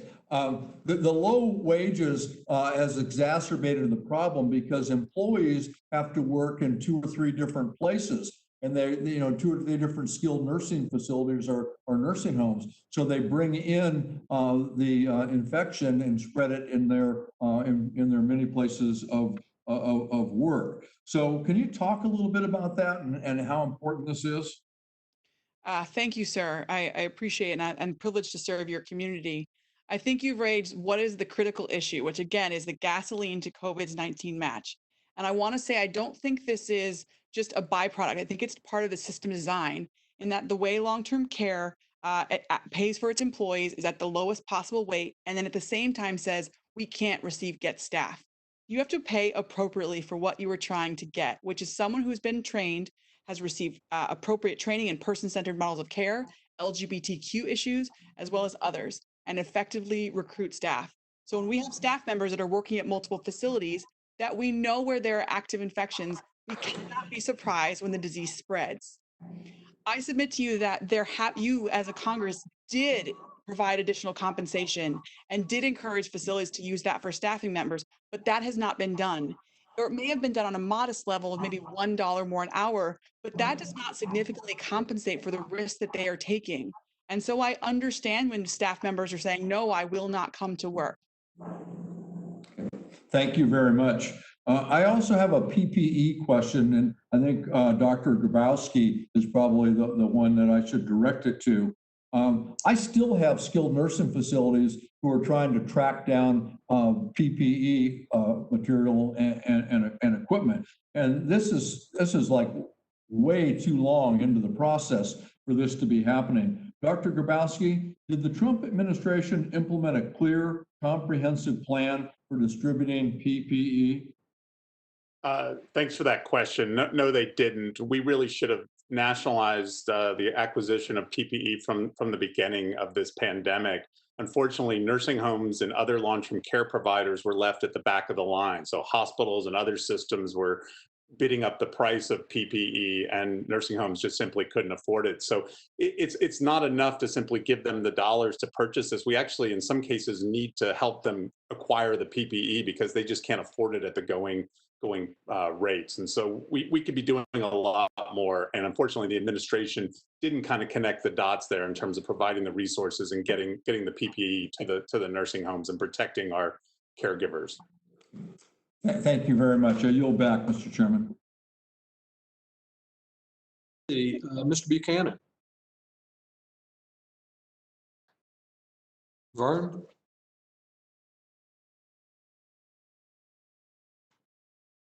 Can you hear me now? Yes, go right ahead. Well, thank you, Mr. Chairman, for this critical, important hearing today. And I appreciate all our witnesses, very thoughtful. I'm in Florida, and as we've talked about the amount of deaths across the country for seniors, I think nationally it's under 50 or 40%, someone said. Arizona said something about 65%. In our region of the deaths we've had, it's been 85% seniors. So it's a huge, huge issue. I have the 7th oldest district in the country, so I'm very sensitive about these issues. The seniors, many of them in nursing homes and other facilities, have been locked down for 3 months. 3 months, the impact is enormous in terms of mental health. As we look forward, and I assume we might have another package, I'd like to think that Congress is going to do more in this space in terms of mental health. And Mrs. Gould, is that your thought about what more should we do in this space to be more helpful going forward? Thank you. So this is a complicated question. I think it depends on your geography and what's happening in your area. And I don't think there's a one size fits all. In New York State, what we've been doing for phasing of reopening is designating a set of metrics and criteria that are used to determine if it's safe to have visitation. So I think that that's something that you could do possibly in the summer months, maybe have it outside. I think there's a lot of things that could be thought about. We have tried utilizing the telemedicine option or the telecommunication. We actually purchased iPads for our residents, but the facts are that a lot of them are not, even with assistance, they are not able to use them. They don't really understand what is happening in that space because it's different than what they've experienced in their life. And so I think it's going to take a group of people coming together and coming up with common sense metrics and working together as a team, but also looking at what's happening in your region, because what's happening here is not the same as what's happening in New York City. So I think that's important to remember. Well, thanks for that comment. And let me just say, in terms of, I want to talk to Mrs. Kennedy and get her thoughts. I mean, the focus is on nursing homes primarily, but we do have a lot in all our states, especially in Florida, assisted living facilities, memory care facilities, continuing care, retirement communities. So as we look towards PPE and making sure they have the proper resources along with nursing homes, what's your thought? There's 65 members, I think, that have signed on to a letter, including myself, and asked the Secretary of HHS. There's 175 billion for PPE dollars, but we want to make sure these dollars are also going to these other facilities that are critical to Florida, and I'm sure a lot of different parts across the country. But I'd like to get your thoughts on that, Mrs. Kennedy. Well, thank you, Chairman Doggett and Representative Buchanan. In Arizona, when I talk to the assisted living facilities, they are not getting PPE. They cannot secure it.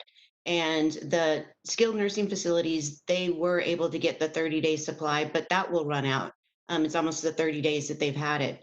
So I think really prioritizing your funding to make sure that at the very beginning that these facilities are getting adequate PPE. It's just essential to being able to stop the spread. But what about, in terms of assisted livings and memory care? Do you think it seems like they're getting a token amount? Seems like they need some additional dollars. Is that what you're saying? Absolutely. That's exactly what I've been saying. And, at the state level, it's like if they're getting resources, are there guardrails to make sure that those resources are being spent where they should be spent? This should have been the very number one priority is PPE and testing in our all long-term care facilities, not just.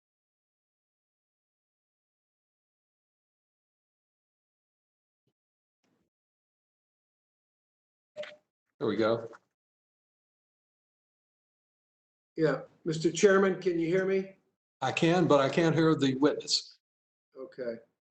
Let's see if well, she. Go let me ahead, do this. Vern. I'll yield Can you back. hear me? Okay. Hear you.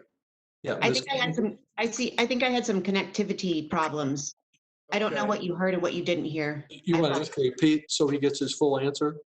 Yes, I mean, you asked regarding the distribution of PPE to assisted living facilities. I think that is an extremely major priority. And, the skilled nursing facilities are getting some resources, but the assisted living facilities, because they're not regulated under CMS, they're getting left out. And we have 147 skilled nursing facilities in Arizona, and we have over 2,200 assisted living facilities. So they're not getting what they need. So therefore, the spread is just immense. That's why our numbers are so high. Yeah. So again, thank you, Mr. Chairman, and I yield back. Thank you very much. Mr. Blumenauer.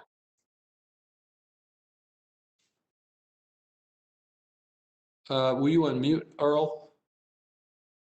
Still can't hear you there. There you go. No, we lost you again. There. You're on. That good? Okay. Sorry for the, although I'm sure a show of hands would probably recommend staying on mute and being able to collect people's thoughts and get caught up. Mr. Chairman, I really appreciate the hearing that you put together. I appreciate that you and Chairman Neal have an abiding long-term interest in this. And I must say, I find the more we get into this, the more unsettling I find it. Number one, it appears as though that the federal responsibility for resources that we provide and for a function where we ostensibly have some oversight, have some legislative and policy guide rails, it appears as though the Trump administration is in the process of weakening them. And the circumstances where there is virtually no oversight, in part there are challenges, to be sure, in the midst of the COVID-19. But given the sorry track record, given the challenges, and given what the administration has done, I find this extraordinarily disconcerting.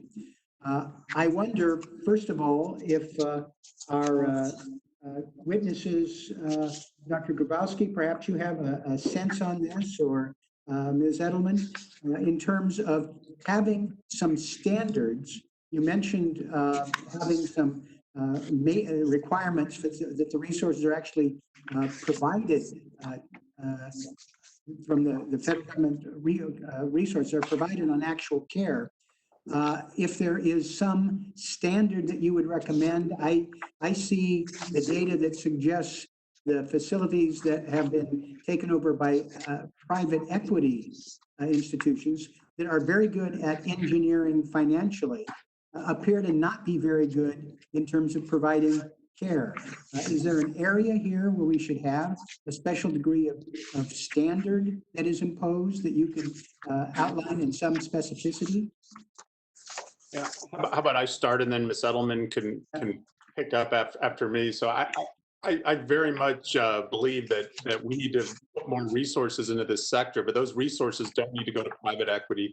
They don't need to go to CEO salaries. They need to go to the workforce. And so I really like what Ms. Edelman described earlier about a medical loss ratio. That's one approach. One approach that we've studied previously is using wage pass-throughs, where you're putting kind of Medicaid dollars directly into direct care staff, directly into wages. And so I would very much encourage the Congress to earmark those dollars for staffing. That's where the money needs to go, not to the private equity groups, not to the CEO salaries. We want to make certain this gets to our caregivers. Thanks. I don't know if Ms. Edelman has other thoughts. Well, I think you provided part of the framework that I want in terms of where the money goes to a specific purpose.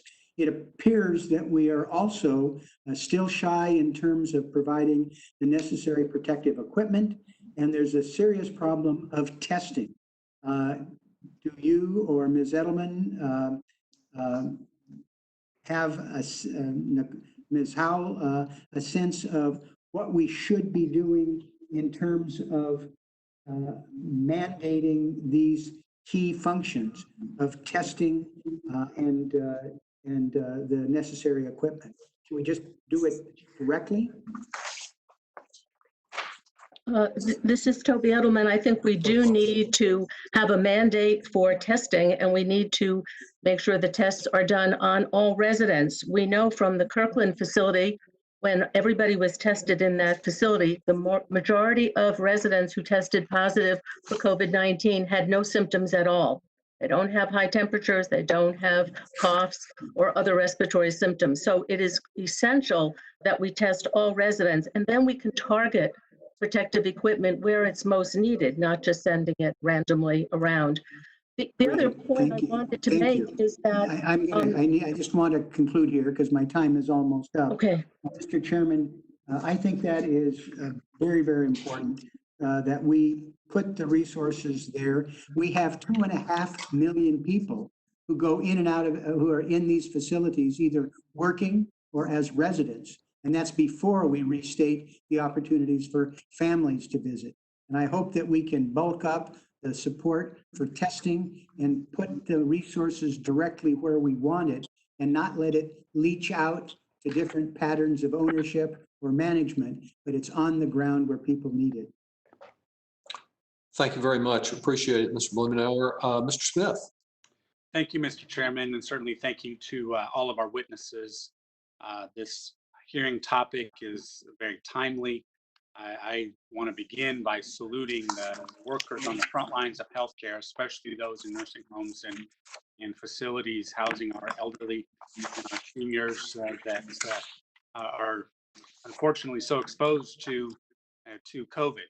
And I think we are learning a lot. We're compiling data, and I hope that we can use that instructively, looking and moving forward. I know that the hardships placed upon families and seniors themselves are many. It's been mentioned already here. I know, though, that the emotional distress, I hope, does not actually outweigh or overcome even the impact of the emotional distress. I hope is not worse than the COVID itself. And so as we do sort through all of the data and information moving forward, I know that video applications have been helpful. Certainly they do not replace the family interaction and so forth, but I'm glad that video and telemedicine can be, I think, part of our answer in treating patients in place. I know I've been working for some time now on what we call the RUSH Act, Reducing Unnecessary Senior Hospitalizations Act, which would expand the usage of telehealth in skilled nursing facilities through a Medicare shared savings system with the goal of treating seniors in place so that we can reduce the risks facing seniors and also improve outcomes. So in addition to new technologies, I know that we here in Congress on both sides of the aisle worked with the president to quickly allocate resources to the areas hardest hit by COVID and in the pandemic, and interventions that were vital to protecting our seniors and slowing the spread of the disease. And one of those actions involved the creation of the Provider Relief Fund. It's been mentioned here earlier today. It distributed billions in aid to providers throughout our healthcare system, including nearly $5 billion to skilled nursing facilities. As the remaining funds are dispersed, I think it's important to note that I believe that assisted living facilities should be helped with these funds. They have been facing a huge burden because of the pandemic, and certainly the scope of their care is very important during this pandemic and even beyond. So the challenges posed by COVID-19 required significant expansions in the use of telehealth, especially for seniors and vulnerable populations. Because of the highly infectious nature of the disease, that has included a new emphasis on treating vulnerable patients in place when possible rather than transporting them to a hospital or clinic. I was wondering what lessons we have learned so far regarding telehealth and the treat in place initiatives that can continue to be an asset both during the remainder of the COVID crisis and beyond. How important will telehealth actually continue to be for nursing facilities and our seniors after the pandemic subsides? Ms. Gould, would you like to start with that question?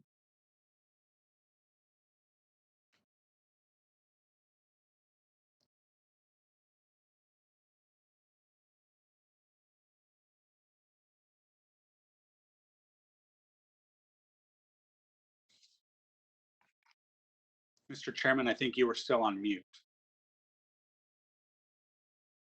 I'm very sorry about that. I wanted to say that, yes, this is actually something that we actually implemented. We stood up and implemented during the COVID crisis. Medicine was not providers had currently using it in our primary care centers as well as in our skilled nursing facility.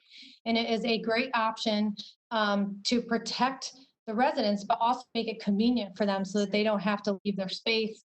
And I think that it's going to be here to stay. I think that we're going to see this long into the future. I think it serves a great place for residents and for people who visit clinics alike. I think that telemedicine is going to be invaluable. Yeah. And I mean, obviously, this video interactions. To treat someone medically is far different than human interactions with family. How much longer do you think we can go basically excluding family support from the human presence that is absolutely vital? So my dad has suffered with chronic pain from rheumatoid arthritis for many years, and one of the things that he always talks about is quality of life. And when you can't do things anymore, how difficult it is to enjoy life. And what I'm seeing in our residents when I walk down there and the conversations that I'm having with them is that they are feeling this very much right now. To have someone, grab my arm and express to me how they need to see their family is incredible. And we were trying to do the telehealth visits, and some of the residents have actually had the family members have decided they don't want to do the televisits with them because it makes the resident more agitated. They're actually more upset that they can't actually see their family member. And so we're trying to do something good, but we're finding that sometimes the reaction is actually adverse. And so I think it's residents dependent, but I think the sooner that we can make common sense approaches to be able to bring people into the nursing homes, the better. But we definitely need to do it in a safe way so that no one's loved one is infected, exposed, or at worst, fatal from that type of visitation. Right. Definitely is taking a huge toll on the residents. Yes. Thank you. Mm-hmm. Mr. Chairman, I couldn't hear you in North. Go ahead. I believe your time has expired, and I'm calling on Mr. Higgins. Thank you for your questions and for the comments. Thank you. Thank you very much, Mr. Chairman. As we all know, there are 120,000 Americans dead from COVID-19. There is no treatment. There is no vaccine, despite the fact that this is our nation's third coronavirus outbreak in nearly 2 decades. The federal government failed to protect its people. The United States government response to COVID-19 was late, sloppy, and adversarial. And in the absence of strong federal response, the nation looked to New York and its governor, Andrew Cuomo. The nation looked to New York because Governor Cuomo's response to COVID-19 was early, strong, and unified. Nursing homes and long care facilities are most vulnerable to COVID-19 because most of the people that live there have pre-existing conditions. During this pandemic, the president is trying to kill the only law that protects people with pre-existing conditions. Now let me turn to the states in nursing home deaths. Nationally, 1/3, or a little over 33% of all COVID-19 deaths are in nursing homes and workers who work in those nursing homes. In North Carolina, it was 63%. In New Hampshire, it's 77%. In Minnesota, it's 81%. In New York, it's 20%, 13% lower than the national average, 43% lower than North Carolina, 57% lower than New Hampshire, and 61% lower than Minnesota. Dr. Grabowski, can you speak to New York State's response and its effectiveness relative to COVID-19 versus or compared to the federal government's response? Yeah, so thanks for that question. Our research really supports this idea that, as you just described, the rates in these different states is really reflective of what's happening in the community around them. So as we look at New York and we look at other states, communities in New York where we saw really big outbreaks in nursing homes, there were similar outbreaks in communities around those nursing homes where the staff live. So it's really about where the staff live, bringing it into the nursing homes. And so I don't, as I said in my opening remarks, I don't point fingers at New York State facilities. Not every decision the state made was great, but on the other hand, the onus for this non-response on the part of our government really really lives with the federal government. Yeah, Dr. Grabowski, let me ask you this. Do you believe that there will be a vaccine by the end of this year? I think we're putting a lot of eggs in that basket. I'd rather put those eggs in PPE and testing. I don't want to speculate about a vaccine, but I know we can invest with certainty in protecting our nursing home residents. So I think it's highly uncertain whether there'll be a vaccine, but we can know with certainty whether our staff and our residents are protected. Do you know how long it took to develop a vaccine in response to Ebola? Probably a lot longer than a few months, I would imagine. It took 5 years. Yeah. Typically, a vaccine is 10 to 15 years before it's fully clinically trialed for both safety and efficacy, and then scaled to the number that is needed to deal with a pandemic, which means all of us. We're all in this. Let me also ask you this. Had the federal government invested back when the coronavirus in 2003 was declared to be the cause of severe acute respiratory syndrome 17 years ago, had we made an investment in the development of a vaccine, would we have a vaccine that could be developed much earlier because of the basic science that we would have relative to a new outbreak of the coronavirus?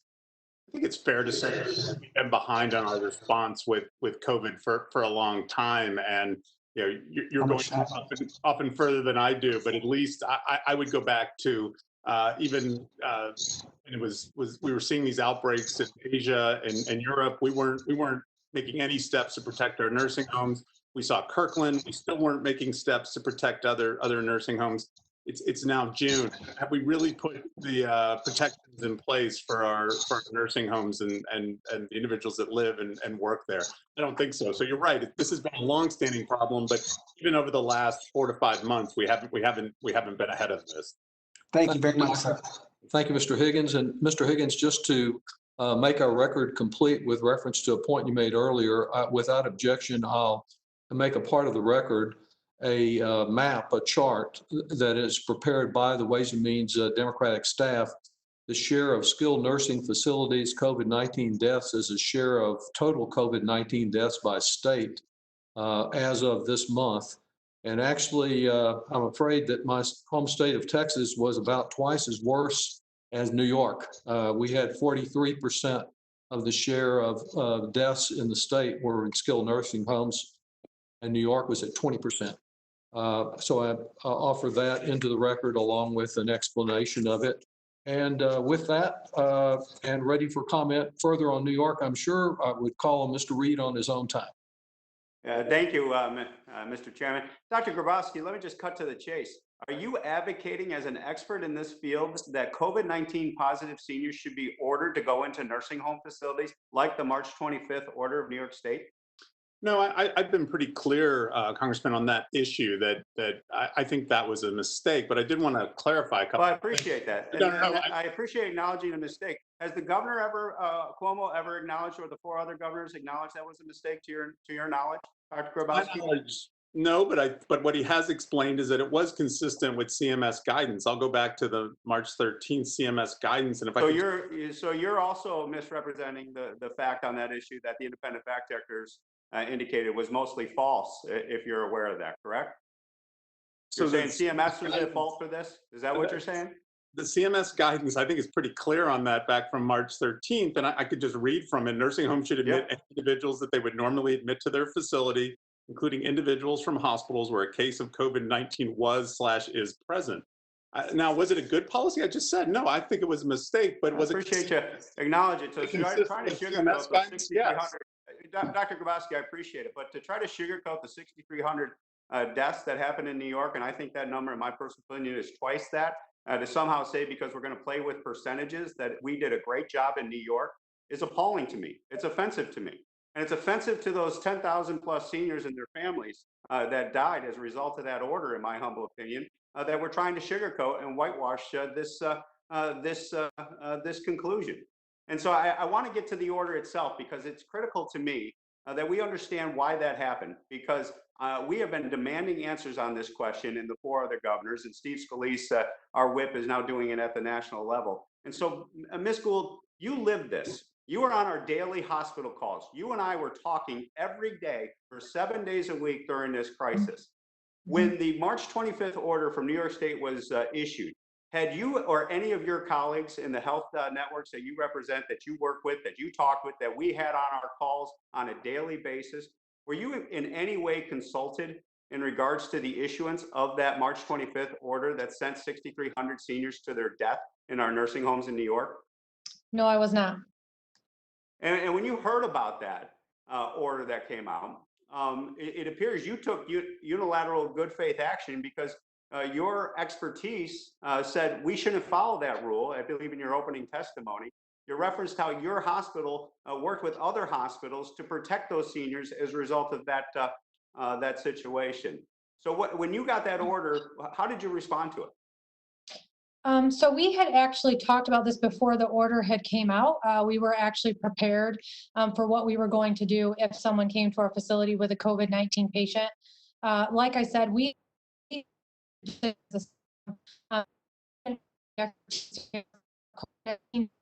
Becky, you're kind of breaking up there. I think we're having some technical difficulty, Mr. Chairman. I believe we are. Can you hear me now? Can you hear me now? Yes, go ahead, Ms. Gould. Okay, I'm sorry about that. We had made a decision that the best place to care for those types of patients, COVID-19 patients, would be at the larger hospital, Hugo Medical Center. And we also knew that by bringing any COVID-19 patient into even our hospital would be risky because we have so many shared service departments. So people who work in dietary also work in the nursing home. People who work in housekeeping also work in the nursing home. So we had decided right off the bat that we were going to have a different strategy and try to keep COVID-19 patients out of our facility so they would not infect our nursing home patients. And why was that, Becky? Why were you so concerned about having that COVID-19 come into your nursing home facility? I think it was all the early reports about the people that were on the cruise ship who had all contracted the virus.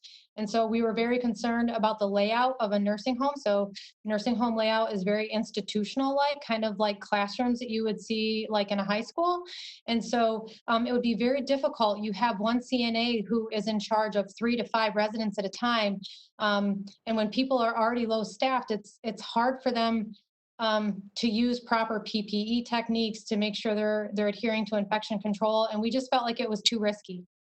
And as you did that analysis, what I'm hearing you testify to, that you were really trying to separate out separate facilities because you just could not manage the COVID-19 population in a situation where there are negative patients who are senior citizens that are highly susceptible to this. So you were concerned about the location of all of this in one location, were you not? That is true. And we also felt that the best care for a COVID patient would be at Hugo Medical Center for their care as well, but also to protect the nursing home residents. And why was that? Because of the expertise in the medical center that they had? Yes. And so going forward, if I am surmising your testimony accurately, one of the recommendations I'm hearing from your real life experience is that we should make sure that when the virus comes back, that we get the seniors isolated in separate facilities, and that we get our parents and grandparents the best care that they possibly can by the medical facilities that can deliver that care to them, or those personnel. Is that fair input? Yes, I think it would be wise for us to make regional networks where we can actually have the COVID patients taken care of in the proper setting and try to keep them out of the nursing homes if possible. And would you recommend ever that we consider an executive order like March 25th directing COVID-19 positive parents and grandparents to be forced to go into a nursing home? Would you ever support an order like that ever again? I would not, and I don't believe Governor Cuomo would either. Okay, and I would hope he doesn't, but as he indicated to the Today Show and national press, that he felt that I order believe was your the time correct has order. expired. It was the correct order then and the correct order now going forward. Thank you, Mr. Chairman. I yield back. Thank you. Ms. Sewell.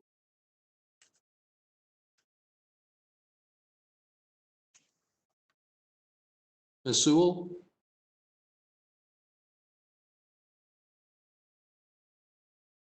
Well, we either have technical difficulties there or some problem. Let me call Ms. Chu.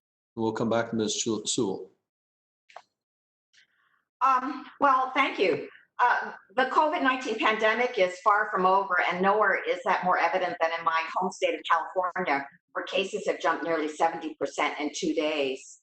Los Angeles County, where my district lies, is a hotspot with 41% of all the new cases in the last 2 weeks, despite making up only a quarter of the state's population. And that means that the nursing home residents in my district are facing an especially high risk at this moment as cases climb in the community around them. And what is really disturbing is that so much of it's related to staffing. An upcoming study from the University of California, San Francisco has shown that there's a direct correlation between nursing home staffing levels and the likelihood of COVID-19 infections. This study found that nursing homes with total nursing staffing levels under the recommended minimum were twice as likely to have residents with COVID-19 compared with those that met or exceeded minimum nursing staffing levels. So, Ms. Hashek, I was horrified by the conditions that you described. I cannot believe that there be such a lack of PPE and the lack of information on who had COVID-19 in the facility. And I'd like to ask you, what are the practical issues that arise when a nursing home does not have sufficient staff? Thank you, Ms. Chu. What happens is the CNAs on average, on a good day, if we're staffed properly, they have anywhere from 9 to 10, 11 residents. When they're short staffed, they can have up to 15, maybe 16. As the nurse on the floor, I can have up to 30. Sometimes the acuity is not looked at these residents because they may have their acuity, they may have to have 2 CNAs, sometimes 3 staff members due to possibly behavior.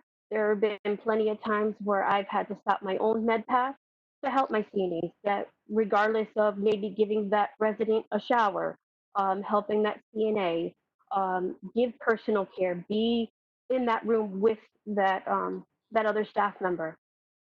There's a lot of times we don't get a break. There's times that we've missed our lunches. There's been many times where I have my normal hours are 7 to 3. There's times I've left at 7 o'clock in the evening. Yeah, and that's what you describe is why I am an original co-sponsor of the Quality Care for Nursing Home Residents Act of 2019, introduced by Jan Schakowsky, which would institute minimum staffing and care levels for nursing homes under Medicare and Medicaid. So, Ms. Edelman, how has CMS under the Trump administration weakened the ability to enforce sufficient staffing for nursing homes, including during the COVID-19 pandemic? And why is it necessary for nursing homes to resume submitting staffing data through the payroll-based journal system? What would be the downside to making the CMS waivers related to staffing permanent? Thank you for that question. It's complicated and extremely important. The staffing information that is submitted by facilities now through the payroll-based system are much more accurate than the information we had before when they were self-reported. And what they've really shown is that there are very inadequate numbers of staff in facilities, particularly nights and weekends. But even so, the federal staffing standard is pretty minimal by itself. It's a requirement for one registered nurse 8 hours a day, 8 consecutive hours a day. Otherwise, some licensed nurses around the clock, but sufficient staff. And that's not a standard that is enforced. And so if CMS does not let us know how many staff were actually in the facilities, if they do not require facilities to give the payroll-based data, we will never know how many staff we were there. We will never know how the residents were assessed. We won't be able to figure out what went wrong and how to fix it. So we need to have essential, important information, and it has to be accurate and comprehensive. I know Dr. Grabowski has been concerned about the information that was released June 4th about the numbers of cases of COVID and the numbers of deaths. Those numbers are also extremely inadequate and inaccurate. We need accurate information. Thank you for that. Appreciate it. And I yield back. Thank you very much. Mr. Kelly? Mr. Kelly? Okay, let's see, Mr. Holding. Thank you, Mr. Chairman. As we all know, this virus has created unprecedented challenges to providing healthcare services. Elective procedures have been canceled, and Americans, especially senior citizens, have been cautioned to avoid hospitals and clinics as best as possible, creating major disruptions to the vital routine procedures and checkups. And as some of you, including my colleague, Mr. Smith from Nebraska, have hit on today, these disruptions have forced us to rethink how providers can most effectively treat patients, and has also spurred major innovations throughout the healthcare space. And the institution of telehealth provisions especially has not only got vulnerable individuals safely out of waiting rooms, but has expanded access for many of my rural constituents who otherwise face major barriers to basic care. I'm proud to say that in North Carolina, many healthcare stakeholders have already begun to embrace telehealth expansion and are working to improve its implementation. Blue Cross Blue Shield, North Carolina, for example, has announced an extension of its expanded reimbursement policy for telehealth visits through the end of the year to continue collecting data for further improvements. Going forward, we must continue working to refine these services so that groups like senior citizens that regularly face access barriers can take full advantage of them. Likewise, I believe immediate telehealth expansion during this emergency is vital to protect nursing homes, which house our most vulnerable population. Rather than risk exposure to infected individuals, seniors in nursing homes should be able to receive an array of care services virtually, which is why I support policies such as the Access Act that provide grant funding to facilitate the development of telehealth capacities in nursing homes. So, Ms. Gould, you spoke favorably about your experiences with telehealth and using it in your facilities. So I wonder if you could expand a little bit on that and tell us, what are the barriers to you using telehealth even more in your facility?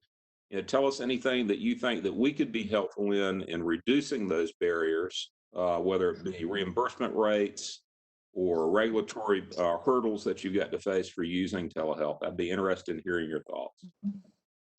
Okay, that is a good question. So I think one thing you have to remember with telehealth is that the patient is not in front of you, so it has to be used in the right setting. So depending on care or what the patient or resident is being seen for, it may not be appropriate for telehealth. Reimbursement is definitely an issue with telehealth. Can you guys hear me? My whole screen went blank there. Yeah, we can hear you. Okay. Reimbursement is definitely a hurdle and has actually been a barrier for some to moving towards that. And I think that we've enjoyed that CMS, thank you very much, has increased the reimbursement during this time. But I think that there are other tools. I think other people have more robust telehealth systems than what we probably have. Being a critical access hospital, our pockets aren't really deep. And so I think having programs where you could buy additional tools to be able to do telemedicine more proficiently would be helpful. Right. Thank you very much. Mr. Chairman, I yield back.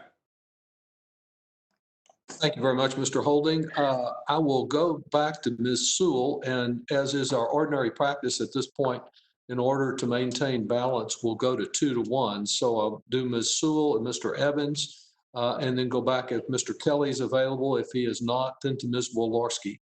So Ms. Sewell? Yes, Mr. Chairman, can you hear me? Yes, thank you. Please proceed.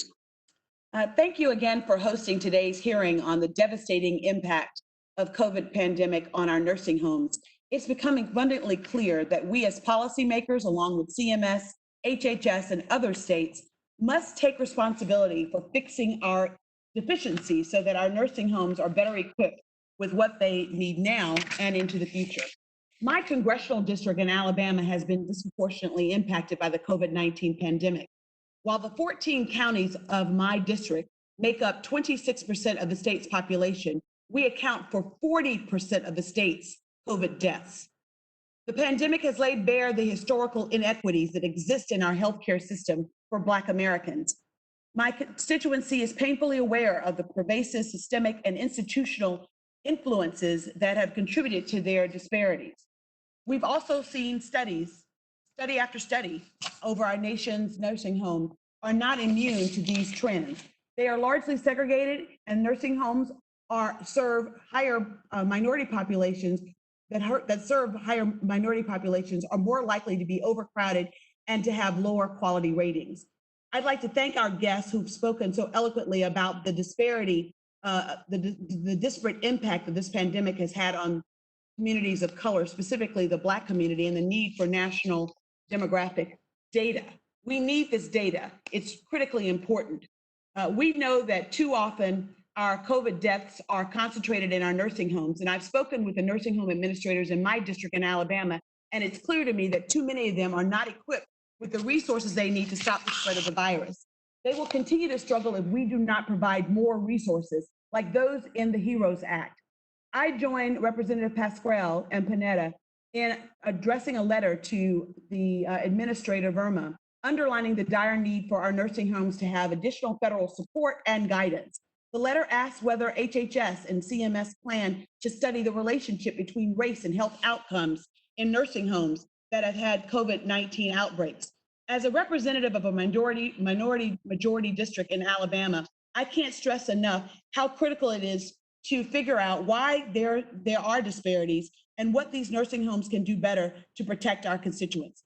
If CMS doesn't have a plan to do so, I ask that we, Mr. Chairman, must have the leadership from the congressional leaders in order to do something about it. We've seen too many disparities, and enough is enough. I think it's critically important that we address it now. The HEROES Act includes a provision to direct HHS to allocate money for strike teams to help facilities manage these outbreaks, which I think is a good first step. Outside of collecting more data to underscore what we already know is true, that this pandemic has disproportionately impacted minority communities, what can we do, or what recommendations would these witnesses provide Congress to do about this health disparity? In particular, I'd like to ask Mr. Grabowski if he would address the workforce side of this. I've heard from too many of my nursing home administrators that staffing shortages are an issue. And so my question is, what recommendations would you make to address these workforce challenges as we continue to endure the COVID-19 pandemic? First to Dr. Thank you. This is a great question around workforce shortages. We're seeing that across the country. We had some of this before COVID, but it's just been magnified in the post-COVID period. I would point towards several things that we can do. The first is upping the pay. That's pretty obvious. We need to put more dollars in the pocket of those caregivers. Two, we need to make certain they have the right benefits like sick leave and health insurance and life insurance, just making certain that they have those benefits. And then third, we need to recruit new individuals into this workforce and then retain them. And I've been advocating really strongly that we need to go out. We have lots of individuals right now that are unemployed. We need to match those unemployed individuals with jobs in nursing homes and get them trained and ready to work, such that they can help out, because we're going to see only more shortages as this pandemic continues. Would any other of the witnesses like to address the workforce challenges and recommendations that they can make to Congress? This is Toby Edelman. Yes, I think we need to require specific staffing ratios in nursing homes. We have seen for 30 years now the standard of sufficient nurse staffing, and it's not enough. And what we see a lot is that nurse aides have not just 15 people, but 20, 25 residents that they're responsible for. And when a typical problem that I have read about in cases is a resident who needs 2 people to be transferred, and the aide is looking for another person, but there's nobody around. The aide tries to transfer the resident from the bed to the wheelchair independently, all by herself. They both go down on the floor. The resident breaks a hip. The aide gets fired. It's considered her fault, although the reason she did it is there was nobody else around. We need more staff, and we need to mandate those staffing ratios and the professional staff, the registered nurses, to make sure that residents get the care they need and that there's enough staff to provide that care. Thank you, Thank Mr. you very Chairman. much. Thank you. Thank you, Ms. Sewell. Mr. Evans. Thank you, Mr. Chairman. Appreciate this opportunity. Dr. Gavoski, you're probably going to think that that my good friend from Alabama and I are tag teaming you, but I represent a district in Philadelphia, and there's some commonality with what she was describing with what I want to also talk about. I want to talk about the issue of disparity with race and income when it comes to nursing home care, or have you talk about it.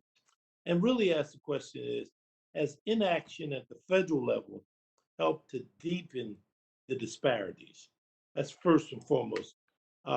Secondly, Dr. Witt, all of this discussions about safe openings, how exactly, particularly this committee conducted a hearing not too long ago and talked about how the virus was affecting people of color. Can you just take some time and talk about the issue of disparities of race and income in the nursing home areas? I know that's been a lot of discussion. And has the federal government added to the problem? Sure. Thank you for that question. So we've had longstanding disparities in nursing home care in this country, with nursing homes treating higher numbers of Black residents, having fewer resources and worse quality outcomes. And we've just seen that exacerbated under COVID. And indeed, when we did research trying to determine which nursing homes were most likely to have COVID in the building, as I said earlier, it was largely about location and the size of the facility. But the other factor that was predictive of having cases was your share of African-American residents. And that's because of, once again, location. And we know that Blacks have been particularly hard hit by COVID in the community. And then that's led to staff bringing it into nursing homes. So this issue has been really critical right now. And I don't think this administration, by taking on COVID, has really helped dampen these disparities. In fact, if anything, it's magnified it. When you don't provide personal protective equipment, when you don't provide testing, the nursing homes that are least able to get those resources are going to be those lowest resource facilities. And so, so in other words, no matter if it's Alabama or Philadelphia, there's no huge difference then. That's right. And if it's in the community, it's going to be in the nursing home. And we found that, you're right, in all sorts of states all around the country and all sorts of communities. Is there any specific kinds of strategies, if you had the ability to recommend, of things that you think need to happen? Absolutely. So I would go back, and I know we keep beating this drum, but it's so important. Our secret weapon against COVID is personal protective equipment. It sounds so simple. It's almost like we've had the answers to this test now for 3 months, but we don't want to use them. We know what works. Let's get every nursing home in the country adequate PPE. Testing of staff and the residents is also a must. And we just talked about workforce support. I also think cohorting is very important. And how do we keep, when nursing homes have outbreaks, how do we keep COVID positive residents separate from COVID negative residents? That's really important as well. But you started at the most important thing, supporting our workforce and getting them PPE and testing. I thank you, Mr. Chairman. You're back to balance my time. Thank you, Mr. Evans. Ms. Wolarski. Thank you, Mr. Chair, and thank you so much for allowing me to sit in on this incredible hearing. I appreciate your allowing me to come and be a part of it. So the coronavirus pandemic has affected the whole world, but there's no question its impact has been felt more severely in some population than others. Nowhere is that more evident than in nursing homes and long-term care facilities. The Foundation for Research on Equal Opportunity estimates that although nursing home residents make up only 0.6% of the U.S. population, they account for 43% of coronavirus deaths.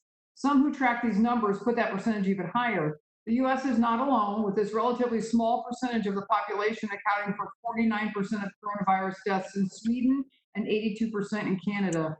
It's easy to see why there is such a challenge. Coronavirus spreads most easily indoors at close quarters and is deadliest among the elderly and those with underlying conditions. Nursing homes and long-term care facilities are at a perfect storm of the biggest risk factors and thus require a higher level of care. New York Governor Andrew Cuomo likened the spread of coronavirus in these facilities to, quote, fire through dry grass, which makes it all the more puzzling that his state forced nursing homes to admit patients who tested positive for coronavirus. This policy effectively seeded burning embers into dry grass. New Jersey, Michigan, Pennsylvania, Connecticut, Massachusetts, and Illinois produced some form of these same policies too, with devastating effects.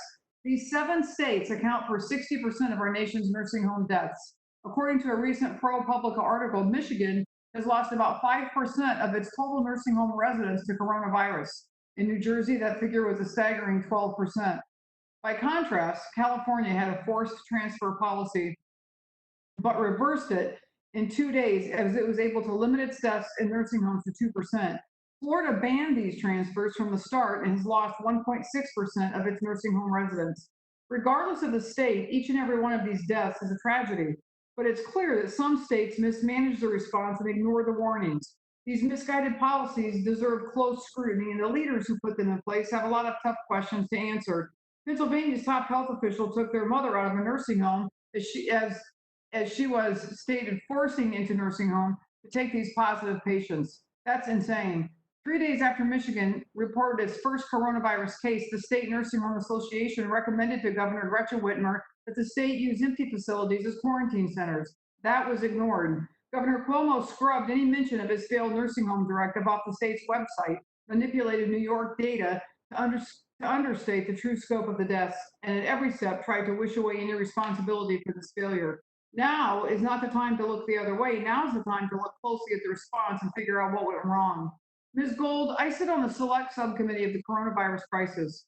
A few weeks ago, the subcommittee held a briefing on the topic of coronavirus in nursing homes. Some of my colleagues contended that New York's nursing home problem wasn't a result of forcing facilities to take positive patients. Since you're on the front lines, I want to know what you think.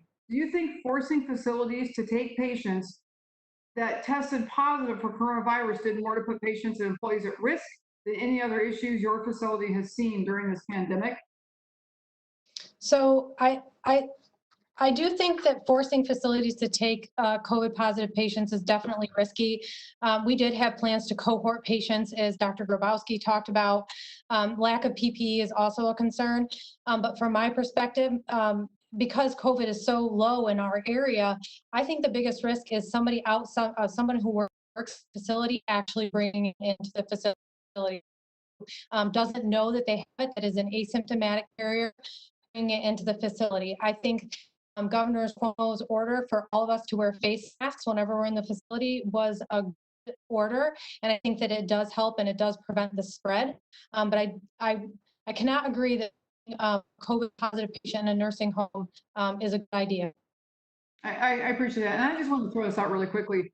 I know we've all talked about PPE today. I just wanted to throw out that in the state of Indiana, so many manufacturers are making domestic produced PPE inside of Indiana. Our governor pulled X amount of a percentage of those off of there. And for every company going back to work and opening up in the state of Indiana, they were able to purchase through what's called the marketplace now, set up by the state of Indiana for manufacturers in our state, a lot of them in my district, that are running extra amount of PPE specifically for the companies inside of Indiana. And I would lend that model to any governor in this country who's trying to open up, thinking open up, or hopefully would take this information, open up, and provide what's actually being produced inside the state into a marketplace for that state and for their employees. And with that, Mr. Chairman, again, thank you, and I yield back. Thank you. I'll be calling on Mr. Schneider now, then Mr. Horsford, Mr. Kelly, Mr. Pascrell, Mr. Davis, just to give you an idea of where you are in line for questioning. Mr. Schneider, would you proceed? Thank you, Mr. Chairman, and thank you for having this hearing, but I also want to thank our witnesses for staying with us today. As you've all discussed, we have a national crisis raging through our senior care facilities. Serious problems existed before COVID, But as Mrs. Howe eloquently said, COVID was the match applied to gasoline of years of neglect. In my home state of Illinois, more than 50% of the COVID-related deaths have occurred inside our nursing homes. In Lake County, which I represent, 47 different senior care facilities have reported an outbreak, totaling more than 1,500 positive cases and tragically 250 deaths. And Lake County isn't even the hardest hit in Illinois. I've spoken to nursing homes and public health officials in my district, and the number one issue, the number two and number three barrier they cite for effective infection control is lack of adequate testing and PPE for both patients and staff. The supply chain broke early in this crisis and remains broken today. According to a recent survey, more than 15% of senior care facilities have less than a week's supply of masks and gowns, and that number has only gotten marginally better over the last few weeks.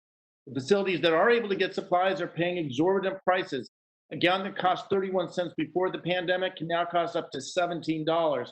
And an N95 mask that costs 65 cents now costs upwards of $6. That's 10 to 15 times the price, and that increase is costing billions on a national scale. Worse, it's costing lives for the people who cannot get the protection they need. Our administration's response has failed to meet the moment with tragic consequences. For instance, FEMA recently distributed care packages with a 2-week supply of PPE to 15,000 nursing facilities around the country. It's one issue that the administration celebrates sending 2 weeks of critical supplies at a time when we're in the middle of a month-long pandemic. But it's worse when those supplies arrive, they're unusable, they're not medical grade, they're of no use. Staff describe surgical gowns more like tarps than gowns, and masks billed as N95s made of cloth. Both are useless in a medical environment. These issues aren't new. I raised these concerns in February and March with Secretaries Azar and Mnuchin. Our supply chains broke down early in the pandemic. If I can ask Ms. Hashik, can you give us a brief description of how the supply chain has affected, or the lack of access to PPE has affected your work? Thank you, Mr. Schneider. We've had to, you saw my testimony, I've personally obtained my own PPE. There have been times where some of my co-workers were wearing ponchos just to cover themselves. We're wearing our N95 masks weeks and weeks at a time. And it's still, we have to sign for them each time we get a mask. The residents that they're starting to recently allow them to come out of their rooms, because I am considered a clean wing at this time. They need their masks, and it's just very frustrating and difficult because we have to fight with them. Staff members have gone to administration as far as where is the PPE? We're trying to protect ourselves. We're trying to protect our residents. And I think that's most important. It's frustrating. It really is. I understand. It's like we're not having a winning battle. It's awful, and the fact that you're buying your own is even more astounding to me. Dr. Grabowski, can you discuss the administration's response, as well as what you think Congress should be doing today to ensure that we have the PPE we need in the current crisis this summer, and as it looks to have a spike in the fall? Absolutely. We need to, as you suggested, nationalize the supply chain. We can't have nursing homes or states bidding against each other, bidding against hospitals. We need to basically consolidate and purchase collectively. I would prefer even a process where the federal government was doing the purchasing and then providing the nursing homes directly, as they were going to do for those 2 weeks, which ended up not going the way we had all hoped, with unusable PPE. Even in one case, I read in the Wall Street Journal, glorified garbage bags. That should offend all of us.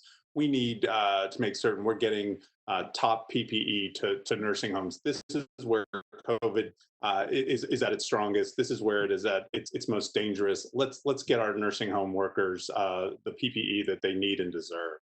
Right, thank you. I think you use a key word. We should all be offended. The greatest nation in the world should be able to do this.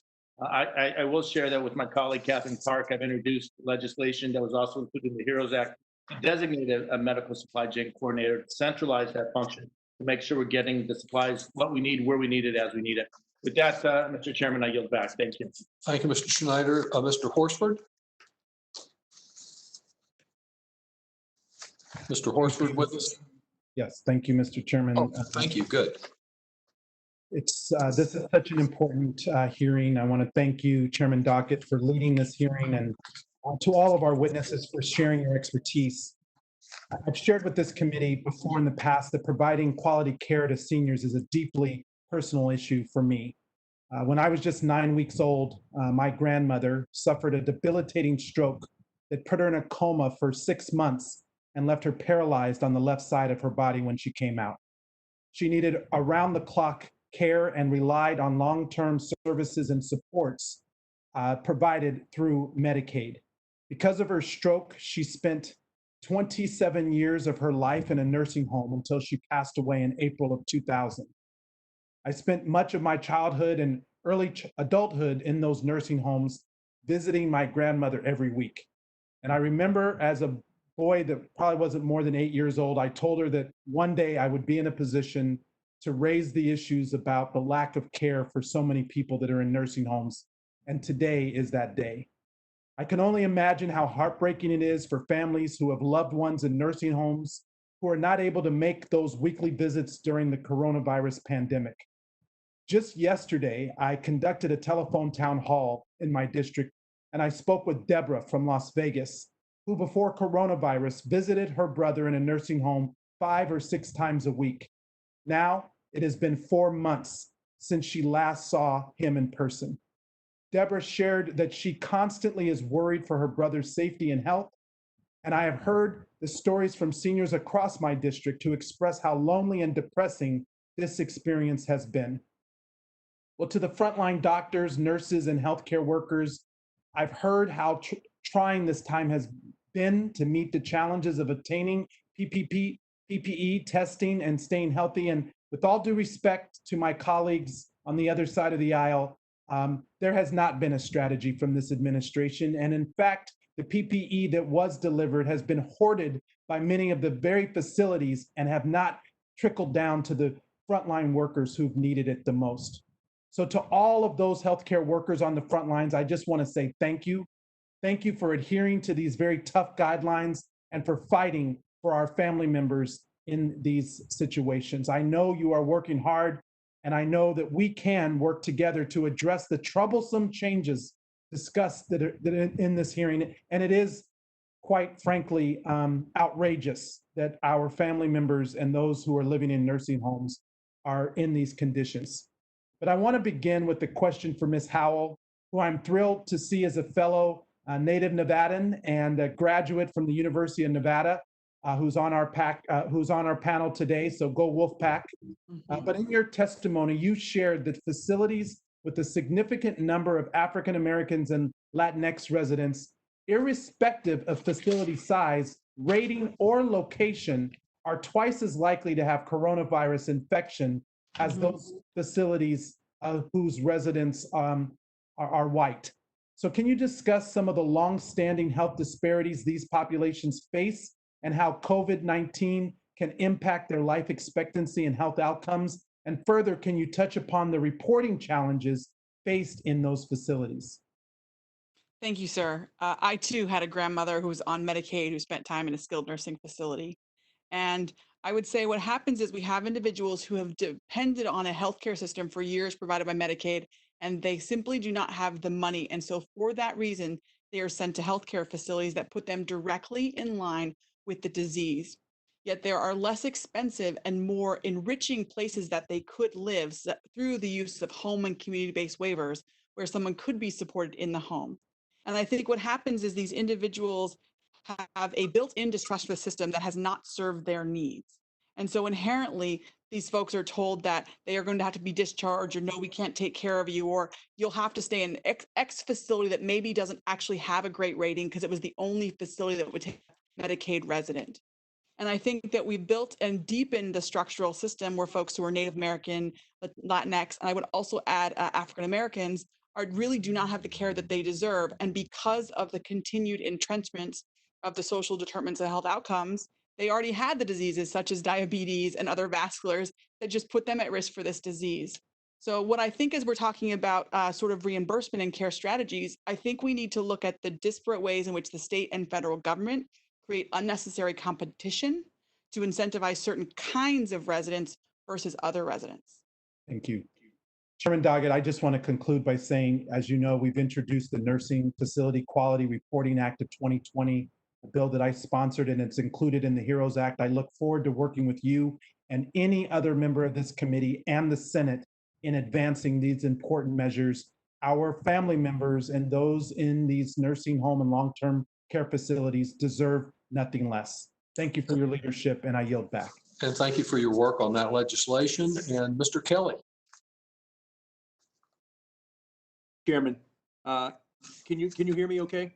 Yes, sir. Okay, all right. I'm never sure whether I'm hitting the right button. First of all, thanks for having the hearing. I appreciate it. One of the things that makes it tough when we have hearings like this is it turns into a political issue as opposed to a really good policy issue. If we had had this meeting in July of 2019, I wonder if we would have had the same concerns about administration not reacting to a pandemic that nobody saw coming. And I listen, and I'm at this point in my life, I know that hindsight's always 2020. And I know it's easy to blame the previous administration. I don't think there was too much preparation going back several administrations for the idea that we may have a pandemic some way. It just wasn't on the charts and nobody saw it coming. It happened though. Now, change does take place during a crisis or a tragedy. So for all the members, the panelists that came in, I mean this sincerely, thank you for taking time out of your life to come in here and talk with us, or at least come on the screen with us. But in your own operations that they're doing right now, the whole gamut of what it is we're trying to do. I know in Pennsylvania, 67% of the deaths from COVID are taking place in the facilities, the nursing home facilities. And early on, it was really hard to understand. Our governor Governor Wolf told people, listen, you nursing homes have got to take these people in, even if they are COVID positive. It is a must. You have to do that. Then they backed it off after they saw what was happening and say, well, you can kind of decide for yourself, kind of figure out for yourself what you have to do. So it was one of those things where directing people to do some kind of a ship without a rudder and letting people decide what they should do. Even our Department of Health, the Secretary of Health, took her own mother out of a nursing home and put her in a private hotel once they had made this decision that you had to put people in nursing homes, even if they're COVID positive. So this is just across the board. I don't want this to be political, as we waste so much time bashing whatever administration's in office.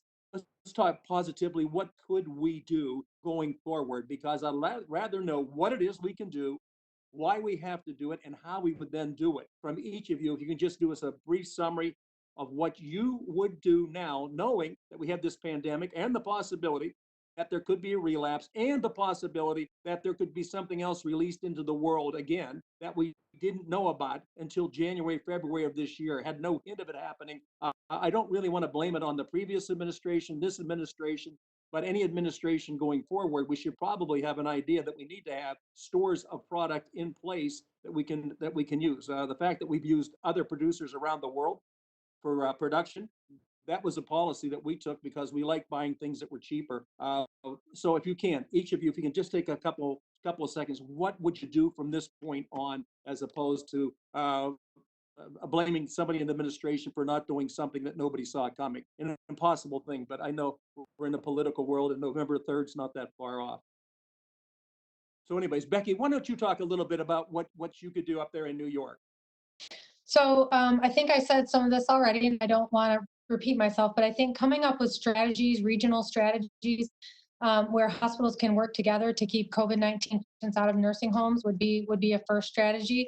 Obviously, if there's nowhere else to place individuals, you may have to put them in the nursing home. That's a reality that we have to accept. I think understanding the difference between the burn rates of what staff use for PPE when they do not have COVID patients versus what the burn rate is of PPE when you do have COVID patients is really important, because it's drastically different based on what type of patients you have in your facility. And so we need to be prepared for that worst case scenario. So how much PPE do we need to have if we do have the worst case scenario of having cohort patients within our facility?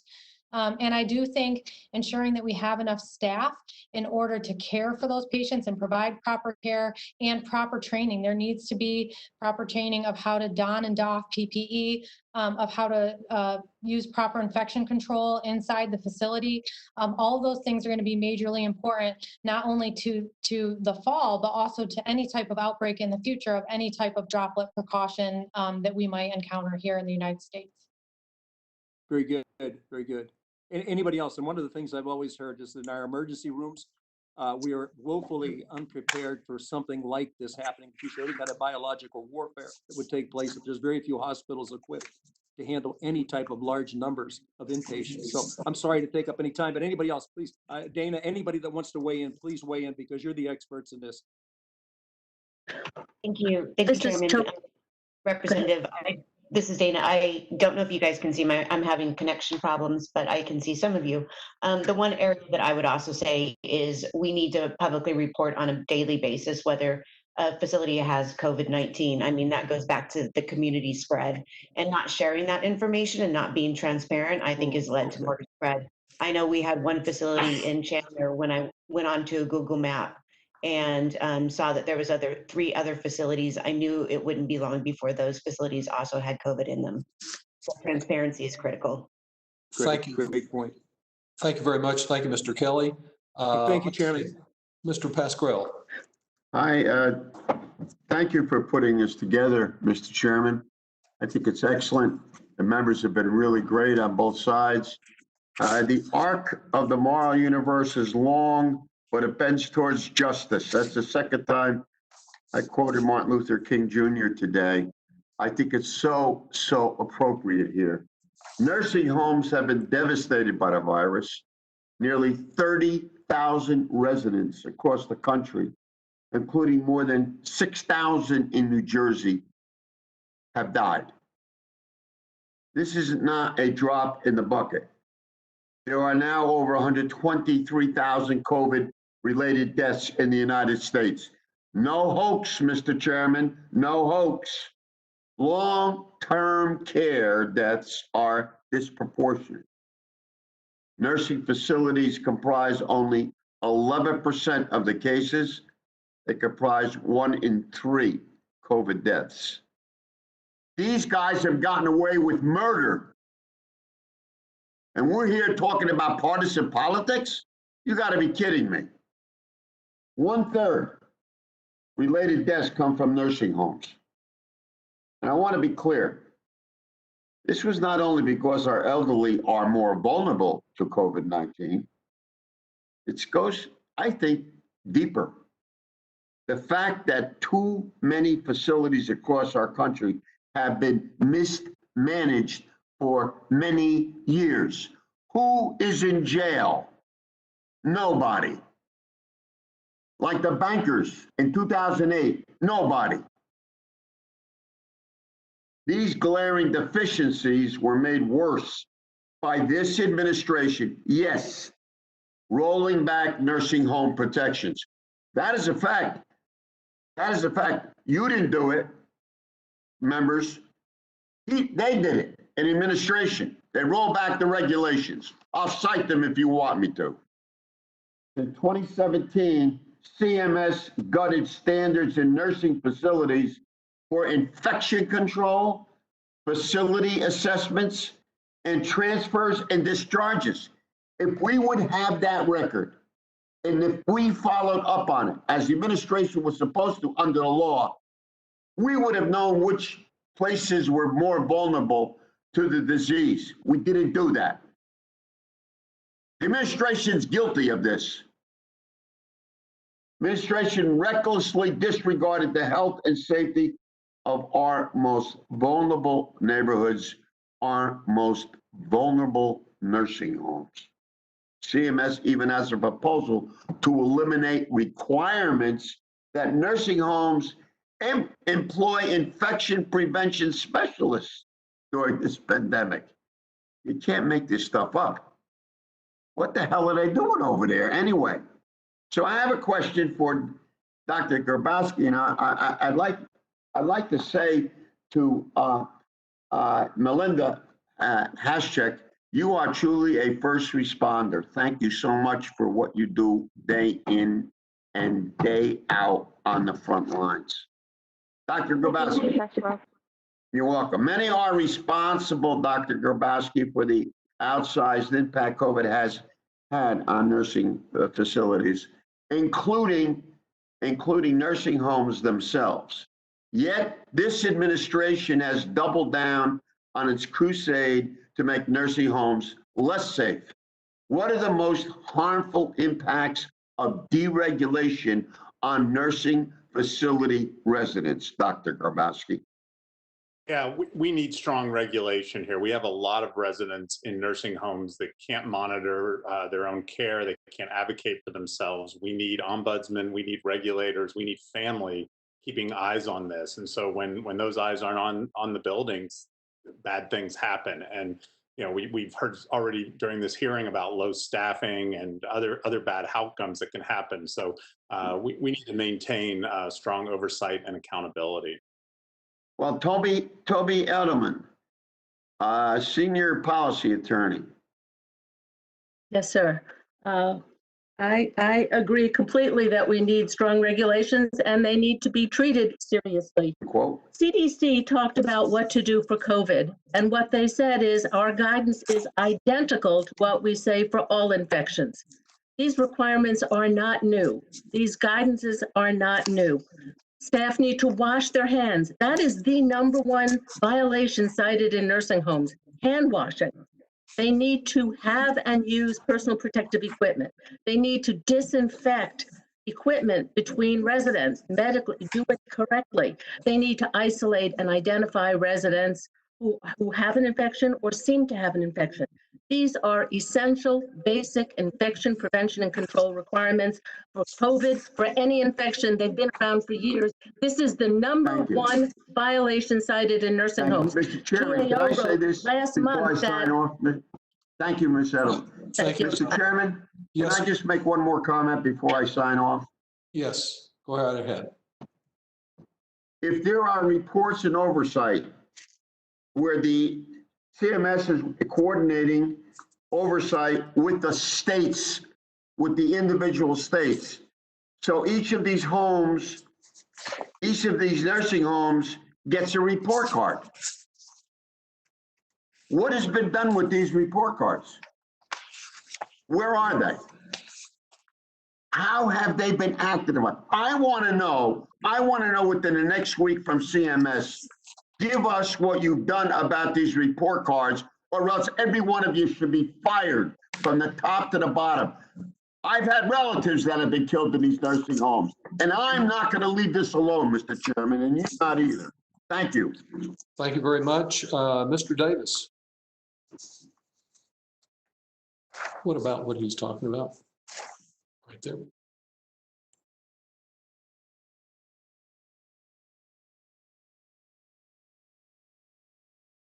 Thank you very much, Mr. Chairman, for the opportunity to participate in this hearing. Anything that has to do with health is always of great interest to me, even though I'm not a member of the committee.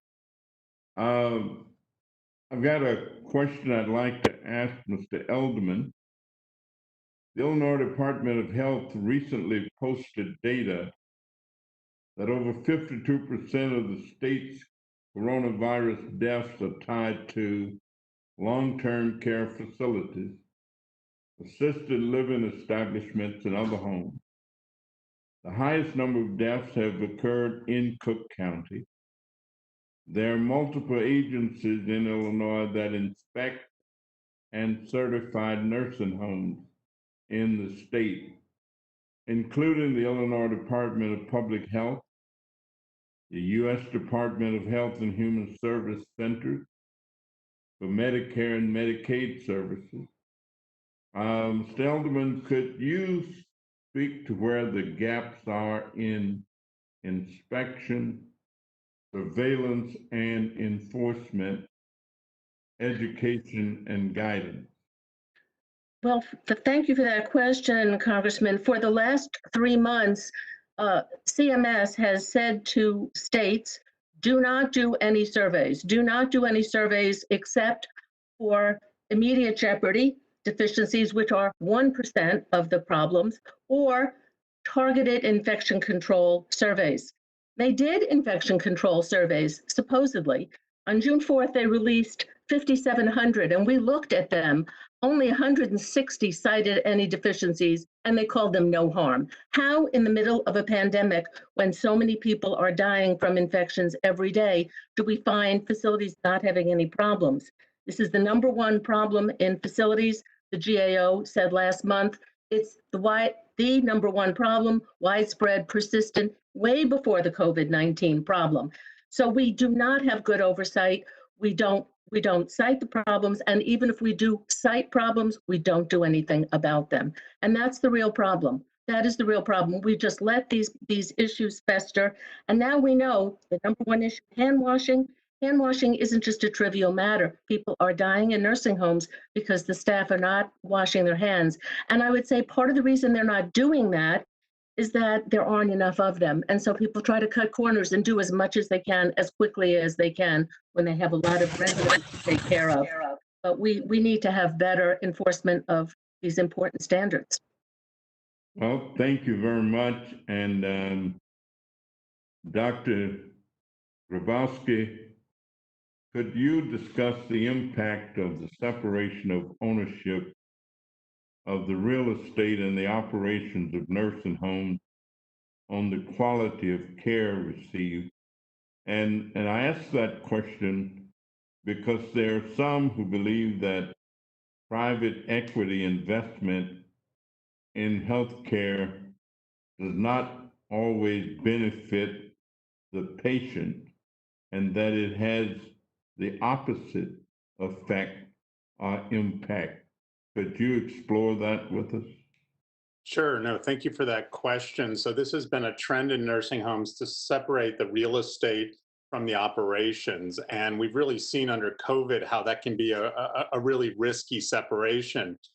From an assets perspective, the most valuable part of a nursing home is the real estate. And so the operator still has to pay their lease to that owner while they're not taking in patients like they were before COVID. And so it's become really challenging for a lot of nursing homes to basically operators to pay their bills right now. So the private equity groups are kind of protected while the operators are really challenged. So I think exactly as you described, Congressman, we always worried about sort of the accountability and the transparency of these deals and ultimately the quality. I think we've really seen that come to light here with COVID, where it's a really risky proposition to separate kind of ownership from operators and really thinking about who's accountable all the time, but especially during a pandemic. If I could just ask you quickly, I've always had some affinity for operators of nursing homes. There are a number of them in the community where I live. I used to be on the board of one that a not-for-profit built and we operated for a number of years. And I must tell you, we caught holy hell trying to operate it and maintain the standards that we wanted to have. Would you say in any way that perhaps the nursing homes have been underfunded, or the reimbursements that they get have attributed to the quality of care that they sometimes provide? Absolutely. Are there some bad nursing homes out there? Definitely. But it's hard not to argue that low Medicaid reimbursement hasn't contributed to low quality. We've done a lot of studies supporting that link. And going forward, we need to make certain that we're adequately funding nursing homes. And as was stated by Ms. Edelman and others, we need to get those dollars in the pockets of the workers, not CEOs, not those private equity groups you just asked about. Thank you very much, and thank you, Mr. Chairman. I yield back. Thank you very much, Dr. Winstrup.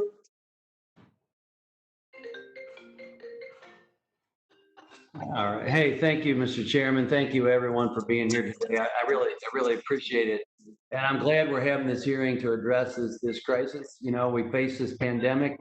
And I can say that in Ohio, we've had a lot of people very committed to taking care of our seniors in their facilities. An interesting story, staff at 2 assisted living facilities in Ohio even moved into their facilities for 65 days to keep their patients safe. That's incredible. They sacrificed being away from their family for over 2 months to make sure that they're protected.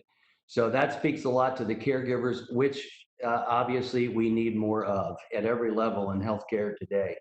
But they put their own safety at risk and out there protecting the most vulnerable. And you know, I even spoke to one Ohio nursing home provider who spent time one morning buying rain ponchos on eBay to serve as PPE for his providers. Now, this isn't acceptable. And, you know, we can take a look at these things. We should do an after action review, find out where we're short, where our challenges are, and how we can do better. You know, and pointing blame, I guess that's bound to happen. Washing one's hands of something, none of those things are solutions. And that's what I really prefer to work on. I have written Secretary Azar asking for additional funding from the Provider Relief Fund for skilled nursing facilities. And I'm glad to see that Secretary Azar dedicated $3.9 billion of that fund to over 13,000 skilled nursing facilities. But you know, speaking as a doctor, the practice of isolating sick patients isn't new. And governors in some states, as we know, mandated that COVID-19 positive patients be sent back to their nursing homes. Dr. Grabowski mentioned that 1 in 10 nursing home patients have died in New Jersey. New Jersey is one of those states. New York had access to the U.S. Naval Ship Comfort and the Javits Center and still send patients back to nursing homes. We have to understand why that happened. Send them back to the most vulnerable. I mean, and these weren't federal mandates to do that. You know, these were state mandates. This is a federal, state, and local problem that we have to deal with. But I challenge anyone to ask themselves if they would want to comply with a government mandate to send COVID-19 infected patients home, to their home, or to an extended family, especially if one of your family members is the most vulnerable. So I'm curious where the advice came for that. Did you consult with infectious disease before making that decision? And the PPE problem, let me touch on that. That is a problem. And I don't know that that problem was better under the last administration or the administration before that. I shudder to think that any of them would have been in a better situation. We were in a bad situation. And why? Because we don't have enough domestic source of these types of things. And I'm working very hard on identifying what our critical needs are so that we can be ready. And we have to find ways as Congress and do our role in making sure we can produce these things domestically and have the minimal amount required and certainly the manufacturing capability for a reserve when called upon in a moment's notice. You know, in my hometown of Cincinnati, we have a health collaborative amongst our hospitals. They were ready to go to our convention center to build a hospital there.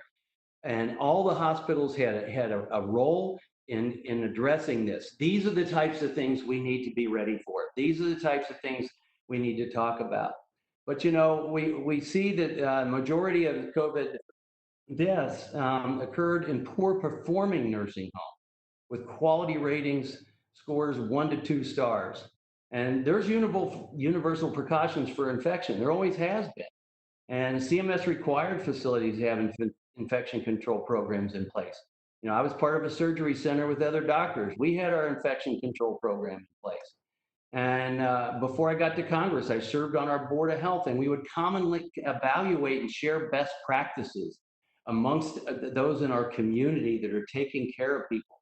So we need to take a look at nursing homes and see what succeeded with infection control. Why did some not have a problem and others did?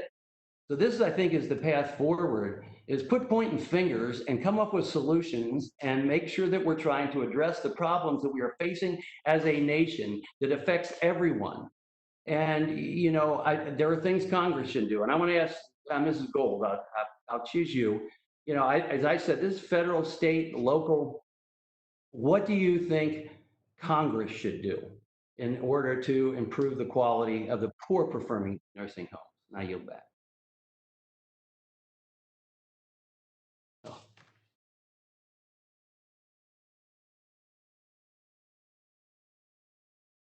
Were you? Was I heard? Yeah, I'm not sure she heard. I guess we'll let her give her answer for the record if there's further answer, and I'll call on Mr. Byer. Mr. Chairman, thank you very much, and thanks all of you for going through this long and really, really important hearing. One of the first outbreaks that caught our attention, the first one was the Life Care Center in Kirkland, Washington, and that was back in February. And we knew at the time it was going to disproportionately affect older adults. The older, the more dangerous, which is one of the reasons we've had so much trouble having the young people take it seriously. But it wasn't until mid-May that finally the CMS started requiring the collection of nursing home data. It was 2.5 months in. And I know we were talking to our governor every single week about what's happening in the nursing homes. Let us know. The families want to know. It was just a complete shutdown of information. And in a country and a government, a democracy that's completely dependent on transparency. Dr. Grabowski, do you have any sense of what this delay in data transparency has meant to the situation that developed in the nursing homes? Yeah, thanks for that question. It's really caused two problems. The first is that it didn't allow us in a timely way to know the extent of the problem. We now know that a number of the cases and the fatalities are located in nursing homes, but I really don't think, we obviously had the situation in Kirkland, but we didn't have the broader data to tell us, hey, this is where we should be directing a lot of our resources. The other problem with not having early data was not being able to learn, as the prior congressman just said, about which facilities have cases and which don't, what's working in terms of best practices, infection control, public health, infrastructure. This is just good public health, that you have data that you're learning from both your successes and your failures. And this really prevented us from any type of learning. Yeah, thank you very much. Ms. Edelman, your testimony was fascinating. You get the sense that Trump has been doing the bidding of any industry, his entire administration, eliminating any regulation on industry's wish list, and we're paying for that behavior right now. 2013, the Center for Medicare and Medicaid Services proposed updating emergency preparedness, and you go through in your testimony sort of step by step all the things that were rolled back. Can you tell us concretely how much the rolling back of these regulations may have had an impact on this crisis in the nursing homes that we've seen? Thank you, Congressman Byer. I think the rollback of the standards of care, the complete lack of information, and no oversight. There has been nobody in nursing homes for 3 months, not families, not the ombudsman like Ms. Howell. They do such an incredible job advocating for residents, and not the state or federal surveyors. There's been nobody looking at what's happening. And now we see the results. We see the results of what happens to rolling back or not enforcing standards of care that we've had in place for decades. Ms. Edelman, assume that there's, I've been a small business person all my life. So I'm very sensitive to Ms. Gould, for example, talking about the cost burdens of PPE, the cost burdens of trying to test your employees. How do you sort out how much of this cost pressure in the nursing homes is because of too small Medicare reimbursement payments or Medicaid reimbursement versus the private equity takeover of what used to be family-run, small business-run homes? Well, private equity involvement has been a very serious problem. What private equity firms did was immediately cut staff in a number of facilities, and that was good for investors, but terrible for the care for residents. But what private equity firms have also done is sold the real estate. That's the most valuable part of the nursing home business. And they've sold the real estate to real estate investment trusts. Then the real estate investment trusts raised the rent. So the reimbursement that was paid to nursing homes was not as available for staff anymore, or for food or supplies, or all the things that residents really need to rely on. Instead, the money went to the real estate investment trusts. And they kept raising the rents and actually bankrupted the facilities. Facilities went into bankrupt. This is what happened with the Carlisle Group and Manor Care. So that's been a terrible situation. But generally, we just don't require facilities to be accountable for the money we give them. And I would just give an example of Medicare. Medicare is the highest payer. At present, the average rate is $525, $550 a day, up to $1,000. In 2014, the Inspector General looked at all of the residents who were admitted to nursing homes under Medicare in a 1-month period, and they found that more than a third suffered an adverse event or harm. They had medication errors. They had all kinds of problems. There were hospitalizations and deaths that had not been anticipated at all. This is with the highest payer. This is why our concern is not just to give money, but to make sure that the money goes where we want it to go. Medical loss ratios, the other efforts to make sure that money is spent on care for residents and not just taken out by the owners for profits, management, overhead, whatever they want to take it out for. Thank you very much, Ms. Alderman. Thank you. Thank you very much, Mr. Byer. Mr. Panetta. Great, thank you. Appreciate that, Chairman Doggett and Ranking Member Nunes. Thanks to both of you for holding this hearing. And I want to thank the witnesses for providing your testimony, your preparation, and your experience in sharing your experiences with all of us and with the nation. So thank you very much. Obviously, our nation's nursing homes, their residents and their staff clearly have been at the epicenter of this crisis. As someone who grew up with a loved one in a nursing home, I'm familiar with the general dynamics of a nursing home. I'm familiar with the care that is provided for residents that's necessary. I'm familiar with the love shown by many of the employees at these nursing homes for the residents. But also, and sometimes, I'm familiar with the lack of love and lack of care that can be shown for residents, as well as the isolation that residents can feel as well.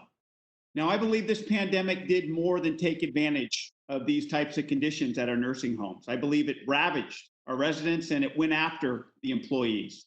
As we've heard, and as you know, as many as 9,600 nursing homes and other long-term care settings in the US have had at least one COVID-19 case.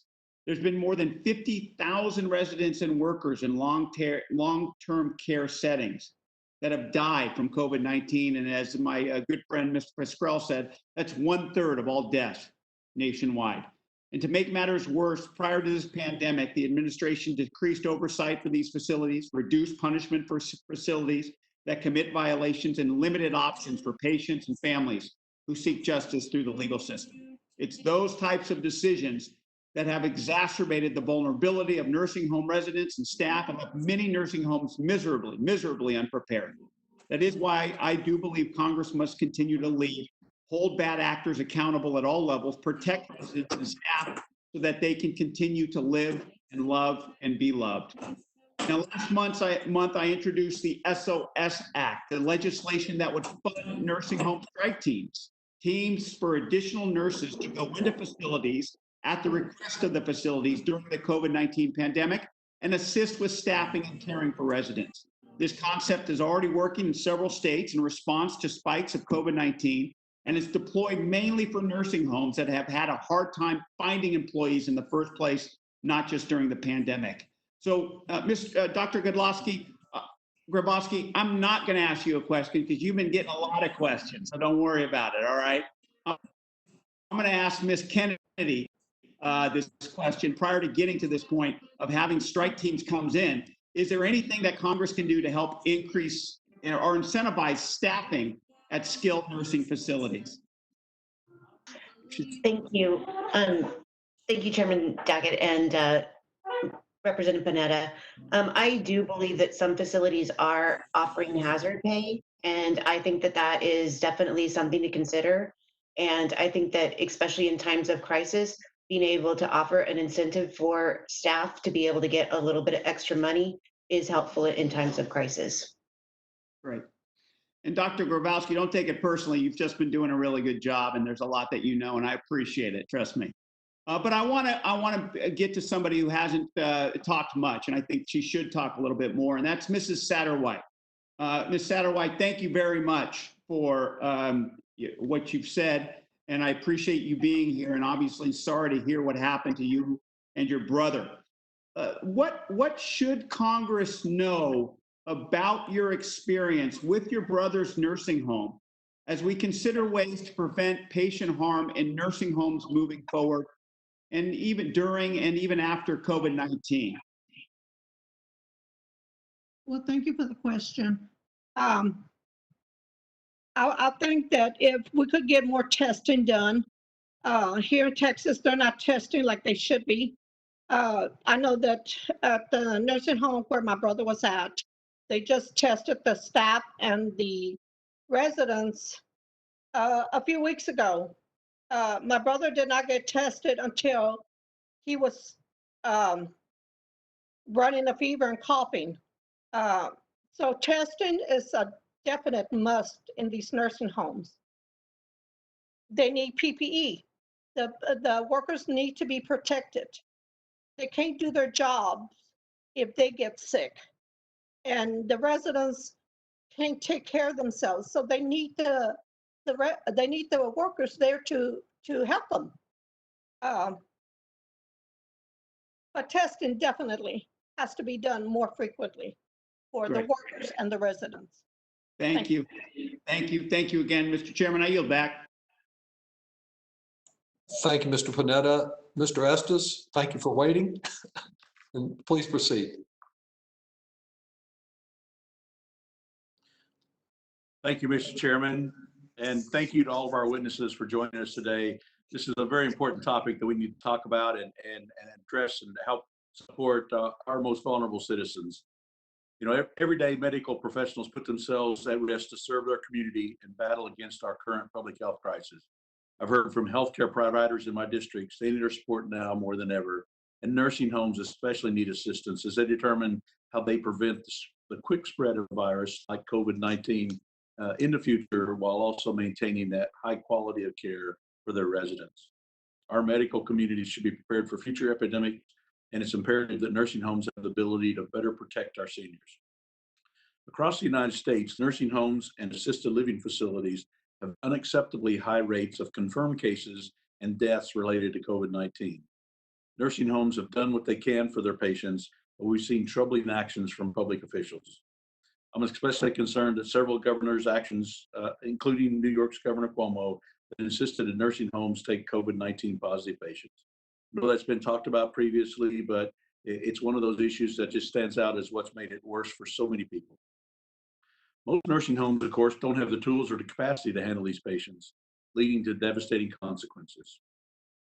However, I want to step away from placing blame. Instead, let's focus on how do we fix the issues in front of us. In my district, nursing homes have voiced that this crisis has exacerbated an already existing problems, especially inadequate staffing levels. To keep residents and staff safe, nursing homes must send staff members home when they exhibit symptoms of COVID-19.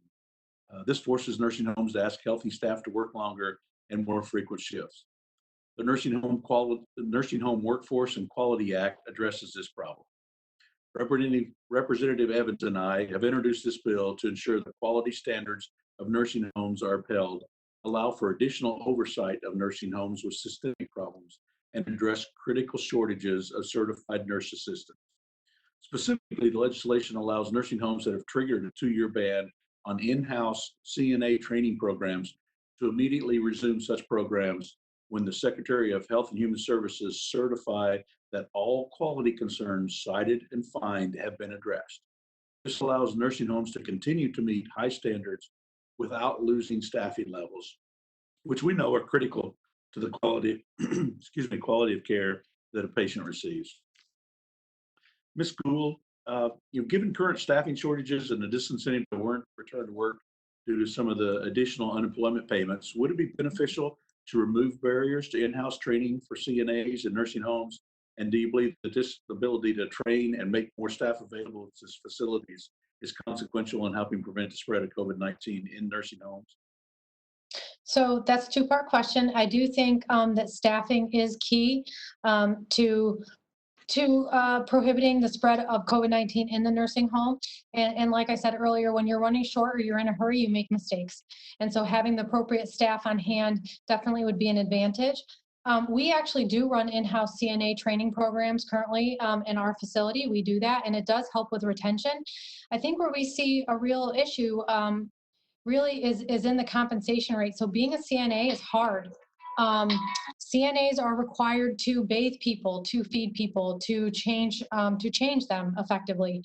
And so when you can go someplace like Target or Burger King and earn a wage that's similar, it's hard to compete. And I know in our facility, we are about 90% Medicaid. So I hear a lot of talk about the Medicare dollars, but for our facility, that's not where a lot of our money comes from. And so it's hard to continue to give increases when the Medicaid rate that you're receiving doesn't cover the majority of your costs. But I think what you're saying for other facilities, it is true. Having a CNA program in-house is beneficial. It allows you to train the people on site. It makes them comfortable, and it is easier to retain them. And so I do think removing barriers in other states in order to have a CNA training program in-house is valuable.